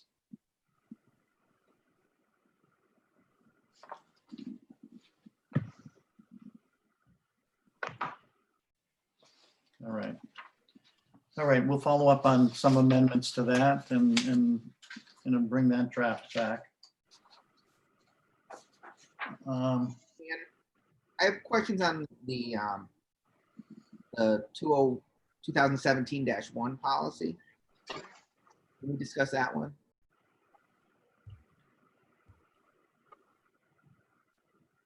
Yeah. And I think maybe it just sticks out to me more this year because, I mean, we're all excited, and I'm excited for, you know, tuition students to take advantage of our school system. And I know that money comes directly into the municipal side of the government. But when I read through these and it talks about policy, about any increases in revenue go to that department, and any losses will be absorbed from that department. How does that work with that revenue coming in? Because that's going to filter in through the municipal side, but if we have a decrease in students the next year or an increase, but the school also might have an increase in cost because of some of those students, how does it all work? I guess is my question. Yeah. Out of all the policies that I've sent to you, this is probably the one I have the most objection about, because it really doesn't give clarity to strategies or, you know, in the case of this fiscal year that we just looked at, or even last year, that we have a priority or a strategy to bring the Board of Ed to a certain level, and where is it going in the future, that might be hindered by what this policy says, that really is not the direction that the town intended. You know what I'm saying? I do. If we want to improve the school and develop, not knowing where it takes us, the initiative for school of choice, this fiscal year that we just approved, this policy would have hurt us. So how do we fix it? I think this particular policy is too restrictive. So, I mean, I think that it doesn't mean that there shouldn't be some responsibility, policy, consciousness relative to loss of outside revenue. But it doesn't, I don't think it should mean that it immediately goes to loss in expenditures. I mean, I think that's something that's got to be weighed by the people who are closest to the situation. In terms of what's being developed, what's being served. Otherwise, in terms of the school, because that's the biggest part of the budget, we would be administering our school in terms of its expenditures and future to state mandate fiscally, as opposed to what do we want for the town? As an investment that is linked to, what else is happening in terms of real estate valuations, for instance, bringing people to the town and so forth. Well, how do we monitor the added expenses to the school by tuition? I know, it's minor on certain levels, but how do we monitor the revenue coming in from the tuition paying students and a potential increase in cost to the school when that money comes into the municipal side? And if they have an increase in cost based on that, that only comes out at budget, and is it based on them coming to us and saying there was an increase, but look at what you brought in by the Right. and you have to adjust it? That's something that, they develop each year and have to defend, to justify, just like we have done every single year. And the tuitions that do come in are coming in as added revenue. So you're seeing it on the revenue side. We'll have Christine Diaz, you could help us here. I mean, we've got a line item for that, but it could be a line item that's specific to tuition revenue. So we're seeing that. And then we're approving their expenditure budget as it moves forward to us, as it's developed. Right, but does the municipal government get to spend that money as its direct revenue to them? So they can put it in their budget and they can spend accordingly, even though the expense is really coming from the school, kind of. No, Brett. So the revenue is going to be recognized in A 3.05 within the budget.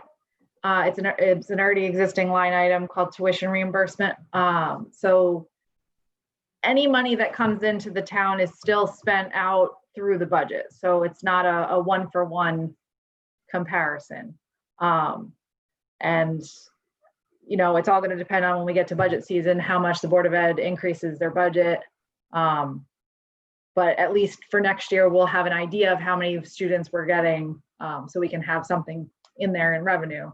But it'll just, show up as another form of revenue, just like ticket revenue for the troopers or anything else. But that's balanced on the municipal side. So I remember that there was a tuition in the first draft of the budget, or the second. There were so many drafts of the budget. In a few of the beginning drafts of the budget, there was a projected revenue in that line item. And then when that was taken out, basically the increase in the municipal government percentage-wise kind of went up because we didn't have that revenue.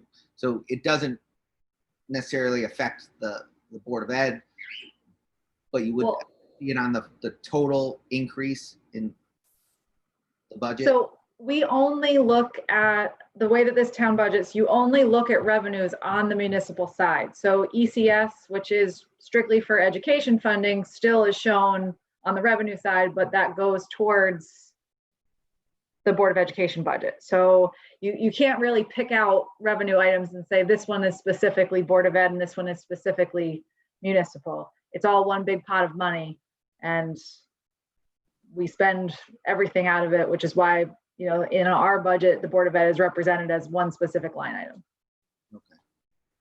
Right. I agree with Dan though on this, that maybe this policy we should kind of look at, because it could be detrimental to any line or committee or Board of Ed, based on if there was some kind of shortfall or an increase, that you're going to devastate that line item exclusively. Yeah, the way I look at it, Brett, is, you know, in my own thinking, I would rescind this policy altogether, because we have the responsibility to do just what this policy is saying, that we have to look at the total picture, revenue side, expenditure side, and relative to also the strategic plan of the town. Where are we going? Where we actually are doing the management and the balancing of the budget. That's kind of what this policy is saying, but this policy makes it too restrictive, that you could be hurting an initiative that, you know, we're trying to develop and foster. Well, but at the same token, Christine, maybe you can answer this. I know, like the rec department, so their revenue that they bring in, if they increase their programs, they don't get to keep that money and help the programs grow, really. They'd have to come back.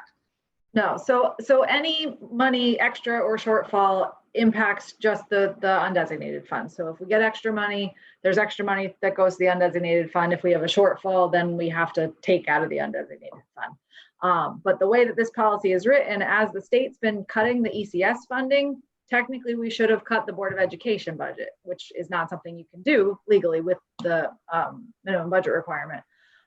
So I think Dan is on the right track, that this one just isn't necessarily helping the town the way that it's written.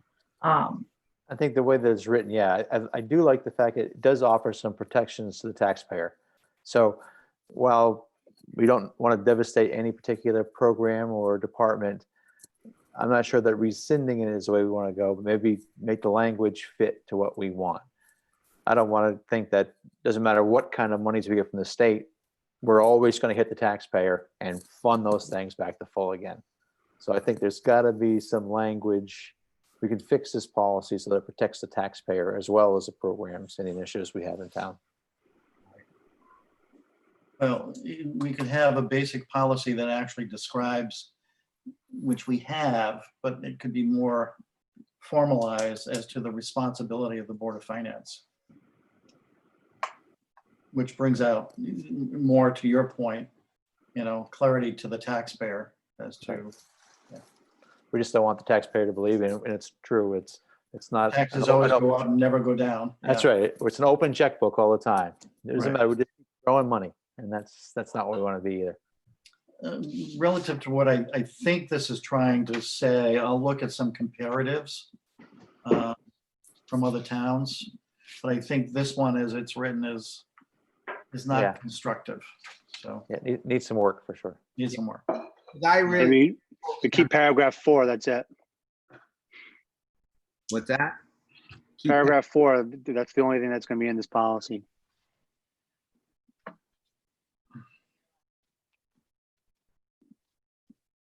Yeah, that is a good one. Yeah. Yeah.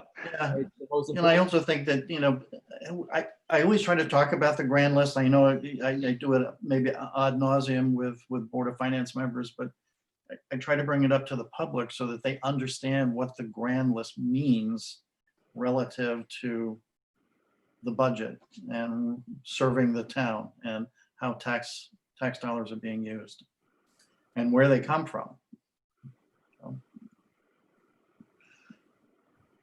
And why I like to just bring a little bit of view, and we're going to be talking more about it, about the reval, and hope that good news is upon us there, that our investments in our town have led to higher real estate pricings. But isn't that just more of a wash, Dan? I mean, if the reevaluation goes up, technically our need for the same revenue is there, but the mill rate would drop accordingly. Is that? If it was all apples to apples, and that's something that we decide in our budget preparation. But the other reason why you want to see increases in grand list and why it's been abysmal for us, it shows our town as not necessarily a good investment. You know, we've been stalemated. We've been dead in the water. Well, we had some hits, but our grand list would have grown technically and without some of the changes to land use. Yeah, but you still have to demonstrate, everything is part of the audit, our strategic plan, and it's got to show trend lines. It's got to show, okay, over time, how are you moving? And the grand list heretofore has just been caught in what the mandatory revaluation has been every 10 years. And it's demonstrated that we haven't done a lot to add to our grand list as a community, as a town. And the question is, why? Why not? So, but I think the strategy is in place to start to change that. And it's happened through investments in our town, which started in the beginning in building a stronger financial profile, which allowed us then to make investments that were needed in the town and demonstrates that we're building towards the future. So it remains to be seen, but that's what I'm hopeful of. And activity breeds activity. And if somebody is saying, hey, this town is, and I think we've highlighted ourselves, this town is moving and shaking. Things are happening there. It draws people, it draws business. Well, we have seen some growth on the economic development front. That's Absolutely. and home sales, I believe, are up. They are. Daryl Del Grosso made a point of that. The sales were up, and real estate has not been stale. That, you know, people, there hasn't been properties, unless they're not priced properly, aren't sitting on the market for a long time. Next to Westerly, this is probably the hottest market. Yeah, there you go. That's true. And I talked to the realtors that serve Southeastern Connecticut, Berkshire Hathaway in particular, and they just said, it's hot. It's just as Dan said. You know, if you're interested in buying a property, don't wait thinking it's going to go down. Step up, make an offer. All right, so this one, it's close to rescindment, needs some work. I get kind of what the essence here is, but we need more. So good. I'll get to that. Was there one more? Two more.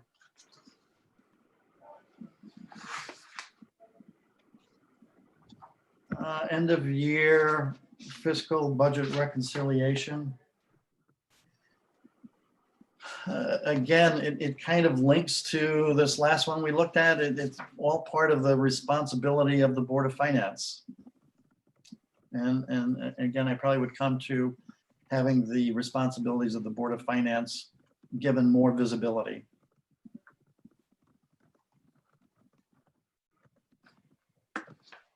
Any comment on that one?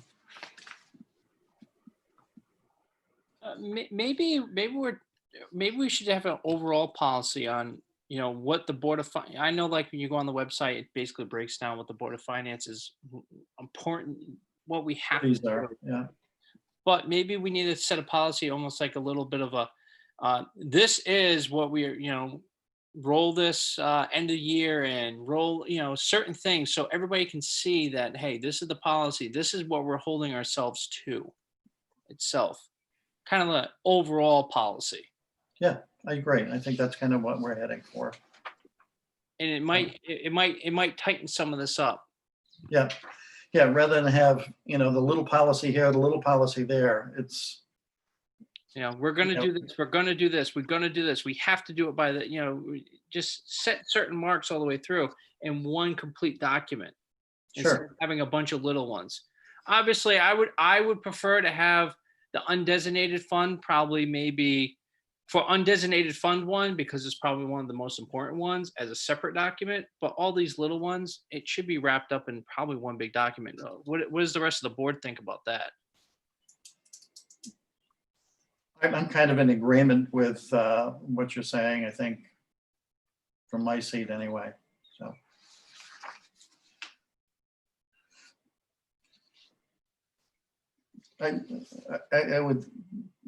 I would say that they probably agree with us. But yes. Just to move things along here. I'll take a shot at it and see what it looks like. Sure. Yeah. Dan, Yes, Ann. I think if you're going to roll them together, you should roll all of them together so everything can be found in one place. If you leave one out, it might get lost. So just put it all together. Okay, so even the one for the unassigned, which we can, Correct. I would plan on embellishing and not far from what is already written here, but, tightened up with a little more clarity. All right, I'll take a look at that. Which also would include, and this is another duty of the Board of Finance, is interfacing with the auditor. The auditor actually works for us, the Board of Finance. She answers to us, the Board of Finance. And that's one of our responsibilities. All right. I'll make a cut on that and see over the next couple of weeks, see what that looks like. I was just thinking about it. I have to disagree with Dan Smith on the last one, and I guess you, Dan, about putting them all together. I think maybe under a general headline or a link they'd be together, but they kind of are under policies. But I think it's easier for residents to target in on each individual policy based on what they're looking for. If it's all lumped in together, now they have to search the whole document to find out about the undesignated. Oh, yeah, I would agree. I think these things have to be kind of defined in a singular way, but can be all in one document as opposed to, okay, this is policy number, blah, blah, blah. You could set policy numbers within one document as a sub, Yeah, exactly. like as a sub of that document, and then hyperlink a table of contents. Like general statutes, almost. Was that Like general statutes almost? You have that. very much like the general statutes, as painful as that is. It's painful. All right. We're going to move on to agenda item number 7, which is future strategies. And again, I want to reiterate, future strategies also gives us an opportunity to introduce something that we want to develop in the future. But what we're looking at is certainly the closeout for fiscal year 2019-20. And I said, because I'm in touch with Christine Diaz in particular, they are working on it diligently. And I don't know if you've got any comment to the closeout at this point, Christine. We're working on it. It's going well. No, in addition to our normal closeout things, we are also working on our first submission for FEMA reimbursement for COVID.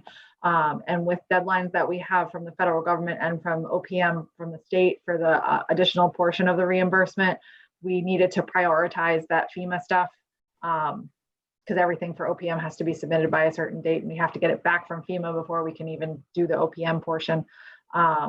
So on top of normal closeout, we also had to work on that. So we are working diligently to get everything done as quickly as possible. But realistically, we don't think, even looking in future years and looking at past years, closeout numbers really can't be expected until August, just because there's bills that you don't receive. We haven't received anything from our attorneys for any transactions done in June, just because it takes them that long to do the billing. And there's other things that we're waiting on from people. So services that were rendered in June that we just haven't gotten the invoices on. Dan Smith. I do have something. I like where am I work and everything with COVID-19 and everything. Everybody's starting to, with school starting to ramp up and everything. It seems like this is probably going to be the Zoom meetings are going to be like the new norm for the foreseeable future. And I think we were at the beginning we were hitting our step and everything, and then we hit this Zoom meeting, and we kind of during budget season it kind of crawled and crawled and crawled and crawled, and it was very difficult to get job. We got through it, but I think we need to develop a plan that this is probably going to be the new norm going into the next budget season, and maybe we want to look at a plan of how we're going to help it along a little bit better than we did. Like having questions answered a little bit earlier, maybe during when the people are making the budgets in the departments. It's usually the same questions over and over again, but maybe it's some stuff that we can head off at the pass ahead of time to save some time. I'm just throwing some stuff out there because we were told at work, hey, be prepared. This is going to be like pretty much the new norm for a while. Yeah, I probably agree with that thinking. The ripples continue to come relative to this pandemic, and, there isn't going to be anything substantive until there is a vaccine. And as you may or may not know, there's a couple of companies that have been given fast track by FDA on development. Pfizer being one of them, and yay. And then once that happens, I mean, how is it distributed? Who's willing to step up and get the vaccines? And, I trust still more. Still more. But like coming out of the budget, we had some actions that we were discussing. Obviously undesignated fund repayment, first selectman salary. There's some things that we acknowledged. Hey, we should take a look at that in the off season. Right. And I think that's something we should start looking at maybe in September. Take a couple of action items. So we're not saying, we get to just before budget season, everybody starts making their presentations. They're like, oh, wait a minute, we forgot all about that. We can't do it this year. I think the research ahead of time would help out quite a bit. Yeah. And if things turn around and, Paul and Sarah get us a vaccine and everything, and hey, we all meet again. But I think until that happens, I think we're going to be Zoom meeting till then. Right. Yeah, Dan, on some of those, we were, at least for selectmen's salary, I think Mike had mentioned at a previous Board of Finance meeting, but if not, I'll mention it. We've put out an RFP for review of town departments. So the Board of Selectmen are reviewing those proposals now. It's not something that's budgeted, so it would be something that we would need to come to your board for an additional appropriation, but it would look at all of the town hall and public works functions to see if the current level of staffing is what we need, if we need to make changes, if there's different processes we can put in place to make us more efficient. So we are trying to be proactive on that. So we do have the information before we go into budget season. Is that also going to look at salaries of employees also? I honestly don't know, but a lot of that is limited because of union contracts for the majority of the positions. Because I know in 2017, there's 3 people on this board, including, well, I'm one of them. We sat on a town government structure committee to kind of do a very similar action. Mm-hmm. You're a byproduct of that action. So it's just, I don't know, that's down the road, but I'm just saying it's going to be a conversation that we're all going to have. Yeah, I think it's reasonable, Dan, and I'm not sure that we need another committee to talk about what we were talking about, but certainly we can listen to what Christine and Mike and others are proposing. Yeah. So we'll see what develops there and what the cost is. I mean, I don't even have a thought in mind there. I have no idea what it would be to bring a consultant in, right? Particularly during pandemic. I don't know. Guys, did we get paid when we were doing that a couple of years ago? I don't recall. No. No, Well, I'm glad we have Christine, that's for sure. that's A right. lot of cold nights at the library. But good things came out of it. For sure, Um, for sure. And, relative to the selectmen, I gave a nod to Mike. I mean, just the Boom Bridge project. I mean, I think most of us don't even have an idea how many people had to be talked to and lined up to make that happen. Because again, that was something that was dead in the water that had to be revived. Oxygen needed to be put into that lifeless body. It was tough. So, all right. So I think we're in pretty good shape. Why don't we move on to, the other thing I had in future strategies is the audit. Christine had mentioned that this is Sandra Wellwood LLC. We did get a letter from her, which I did forward it to you, talking about the added demands mandated by the state because of COVID that could be an overrun relative to the budget that we have for auditing services. What I would say, I think it's probably going to be minimized because a lot of work will be done in-house, and Christine Diaz, you can add to this, but I think that can be minimized. But it was just a heads up that there could be charges that we have not seen before because of this added responsibility. Yeah, so Mike had a conversation once we got the letter with the auditor, because obviously we didn't budget any additional money because we didn't know that this was going to be an impact on us. So he did have a conversation with her about what we can do to minimize the cost. So whatever documents we can get together for them, we will make sure we have. And she's kind of looking at it as a worst case scenario. There's still factors that they don't even know from the government as far as documents that are going to be requested.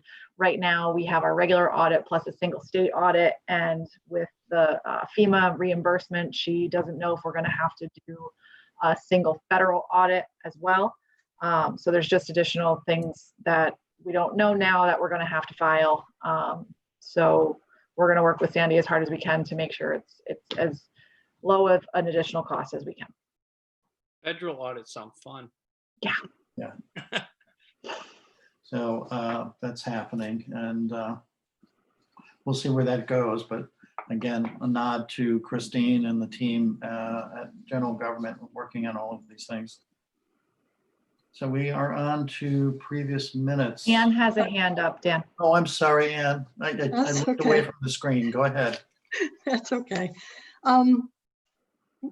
What about the ethics policy? Are we, I'm glad you mentioned that. I think that's something that should be taken on by General Government, because it really takes on, there'll probably be a paragraph there relative to Board of Finance. But I think that that's something that covers everyone within the municipality. And I have that on their radar for a future meeting as well. So Yeah. I read through the ones that Carolyn provided us with, and the one from the town of Salem seems to be pretty straightforward, but covers pretty much everything that I think we really need to cover. So you might want to take a real close look at that one. Yeah, I like that one too. It was, I mean, they took it seriously. It was a lengthy document. It wasn't a paragraph or two. No, but it wasn't as long as some of the other ones. No. Some read like a book, but yeah. yeah, the Town Clerk Professional Association actually had a workshop on ethics policies this prior year. So I will talk to Antoinette and see if there were recommendations that came out of that that we can add as well. And thank you for bringing that up. I had it in my notes, and for the sake of time, I was moving things along here. So no, it's one that I don't want to ignore. Dan, did you have something more? Dan Smith? No, just waving good night to my son. Oh, okay, gotta do that, yeah. Did he wave back? Oh, yeah. Okay, good. All right, previous minutes. Again, I would like to approve them just as a batch. And so what I would ask for in your review, did you see anything there that was in error or needed to be added to? Is that even on the agenda? No, No, but you can add it. It's not a special meeting. Okay. I know they were very thorough, Ann. Mhm. another benefit of Zoom meetings. Good job, Ann.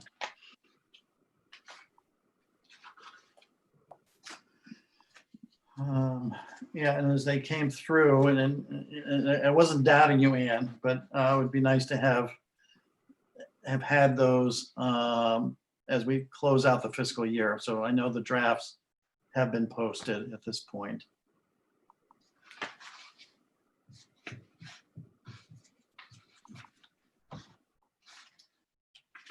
And again, was there anything that needed to be amended? Yeah, and sorry, I didn't have previous minutes on the agenda. My bad. One of you needs to make a motion to add it to the agenda. Yeah, so I'd make a motion to add previous minutes to come in for agenda item number 8 for review. Can I have a second? Second. Paul? Yeah.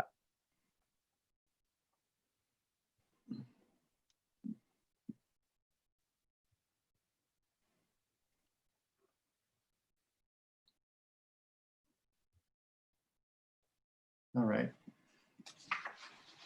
The only thing I saw was,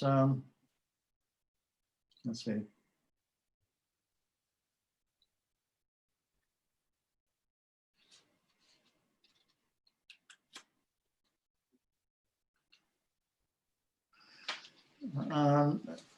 And I think it was, this was June 3rd.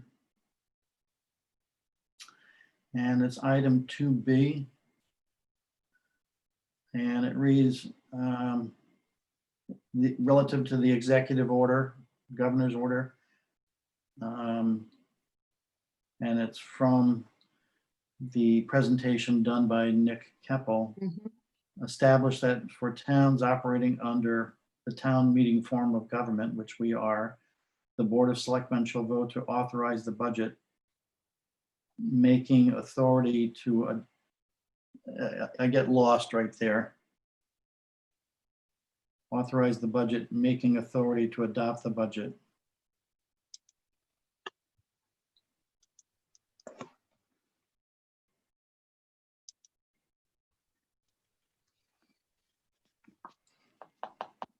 You'll have to give me a minute because it wasn't on the agenda. I didn't print them out, and so I have to look it up.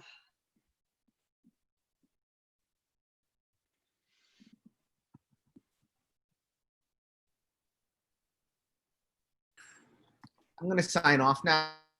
It's my son's birthday and it's time for cake, so I'm going to run. Oh, yeah, sure. Thank you. Brett, Save thank me you a for being with piece. us. Okay. Good night.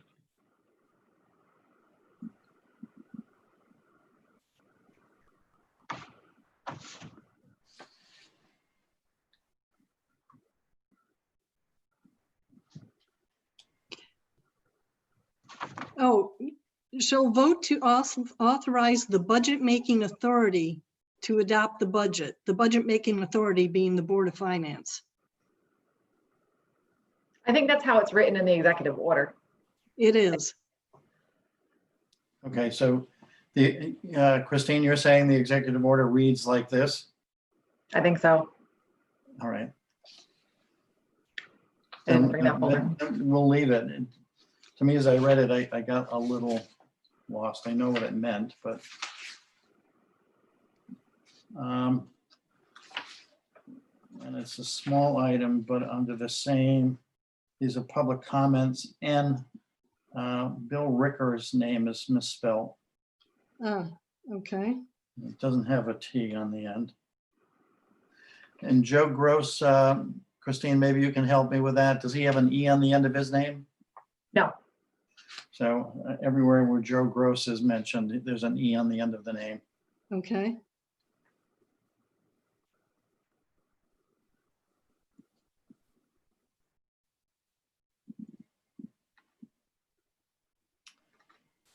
And through the same under S, in the last paragraph of S, it is talking about, but there is a perceived prejudice, should be a perceived prejudice. Okay.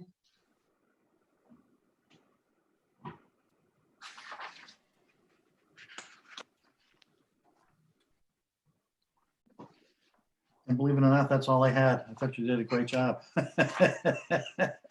Thank you.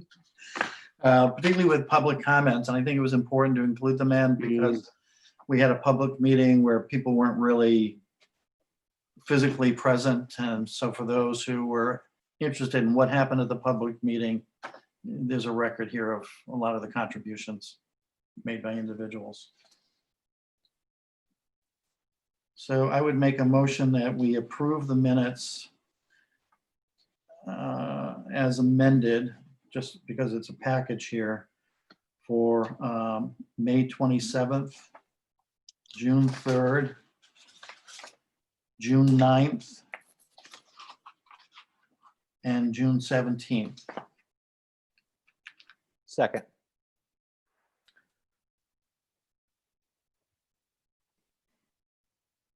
Any further discussion?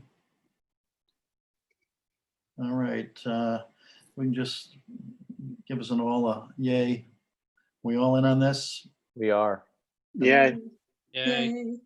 All right, so we got a 5-0-0 because we lost Brett at, let's call it 8:55. Okay.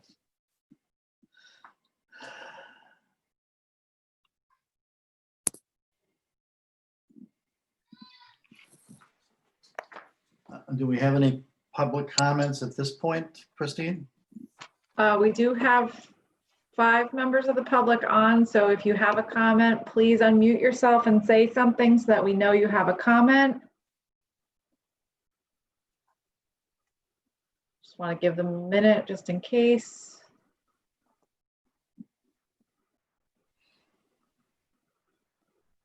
Not seeing any. All right, No? Joe signed off already. Oh, Oh, Joe. Not Brian? Well, Brian is on, and that's why I'm just trying to make sure. Brian, if you have a comment, please unmute yourself. Oh, she called you out. Well, I know at the last meeting, he couldn't unmute himself and he did have a comment to make.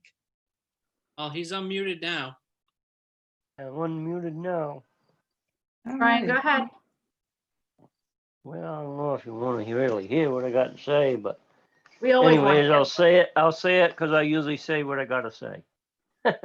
I'm going to say I was a little disappointed that the public didn't get to review the budget before the Board of Finance passed it. And I'm a little disappointed that they didn't take the opportunity to maybe at least push it off a little bit. I know Salem did for their taxpayers, and that really bothered me a lot because the vote's the only thing I got in this town really to have a say in anything. Although I know I do say a lot of things at meetings, and I get the famous "thank you for your comment." Boom. So, anyways, I said what I had to say. Thank you. Brian, to your last comment, I mean, if you looked at the minutes, we have archived your comments. So, you know, they haven't been forgotten or vanished. They are part of the history of the meeting. All right, thank you. Thank you, Brian. Dan Smith? Yeah, I'd like to say something. I think what everybody needs to realize is, you know, this board when we originally took on the budget, we were looking at what, a 2 point something, was it 2.5 mil increase? It had the potential for that, yes. Yeah, and you know, cutting and going back and forth night after night after night, week after week after week. And, you know, we had a turnover of a veteran on the board, you know, and COVID-19 and going to Zoom meetings. I think this board was put in a really, really, really, really tough spot. And we had a debt obligation of 0.25 to me, and we only went up 0.5 mils. I think this board did a great job of trying to put the best budget forward. I don't know what the other Board of Finance members think, but I'm kind of, you know what, the governor put us in this predicament. You know, there was no other way. We had a legal opinion. We had to do what we had to do. Other towns, they can do whatever they want, but we had to do what we had to do. Were we happy about it? Nobody on this board was happy that we had to do it, but we have a duty. Well said. That's what happened. Well said, Dan. All right, and with that, I would make a motion to adjourn. Second. All right, the Dan and we're adjourning at 9:05. Thank you, everybody. It was a long meeting, not intended, but I think we got through a lot of things, and I do appreciate that. And Sarah, we welcome you to the. Welcome, Sarah. And looking Welcome. forward to your participation. Are we voting to adjourn or are we Yes. just adjourning? Yes. And that was the discussion to the motions. Welcome, Okay, can we welcome. vote to adjourn? Hey, All in favor? Hey, welcome to long meetings and no pay. the short meeting, Sarah. Oh, there. Okay, she could finally come into the picture. Yay. All Good night. right. Thank you, everybody. I'll be in Good touch. night. Good Night.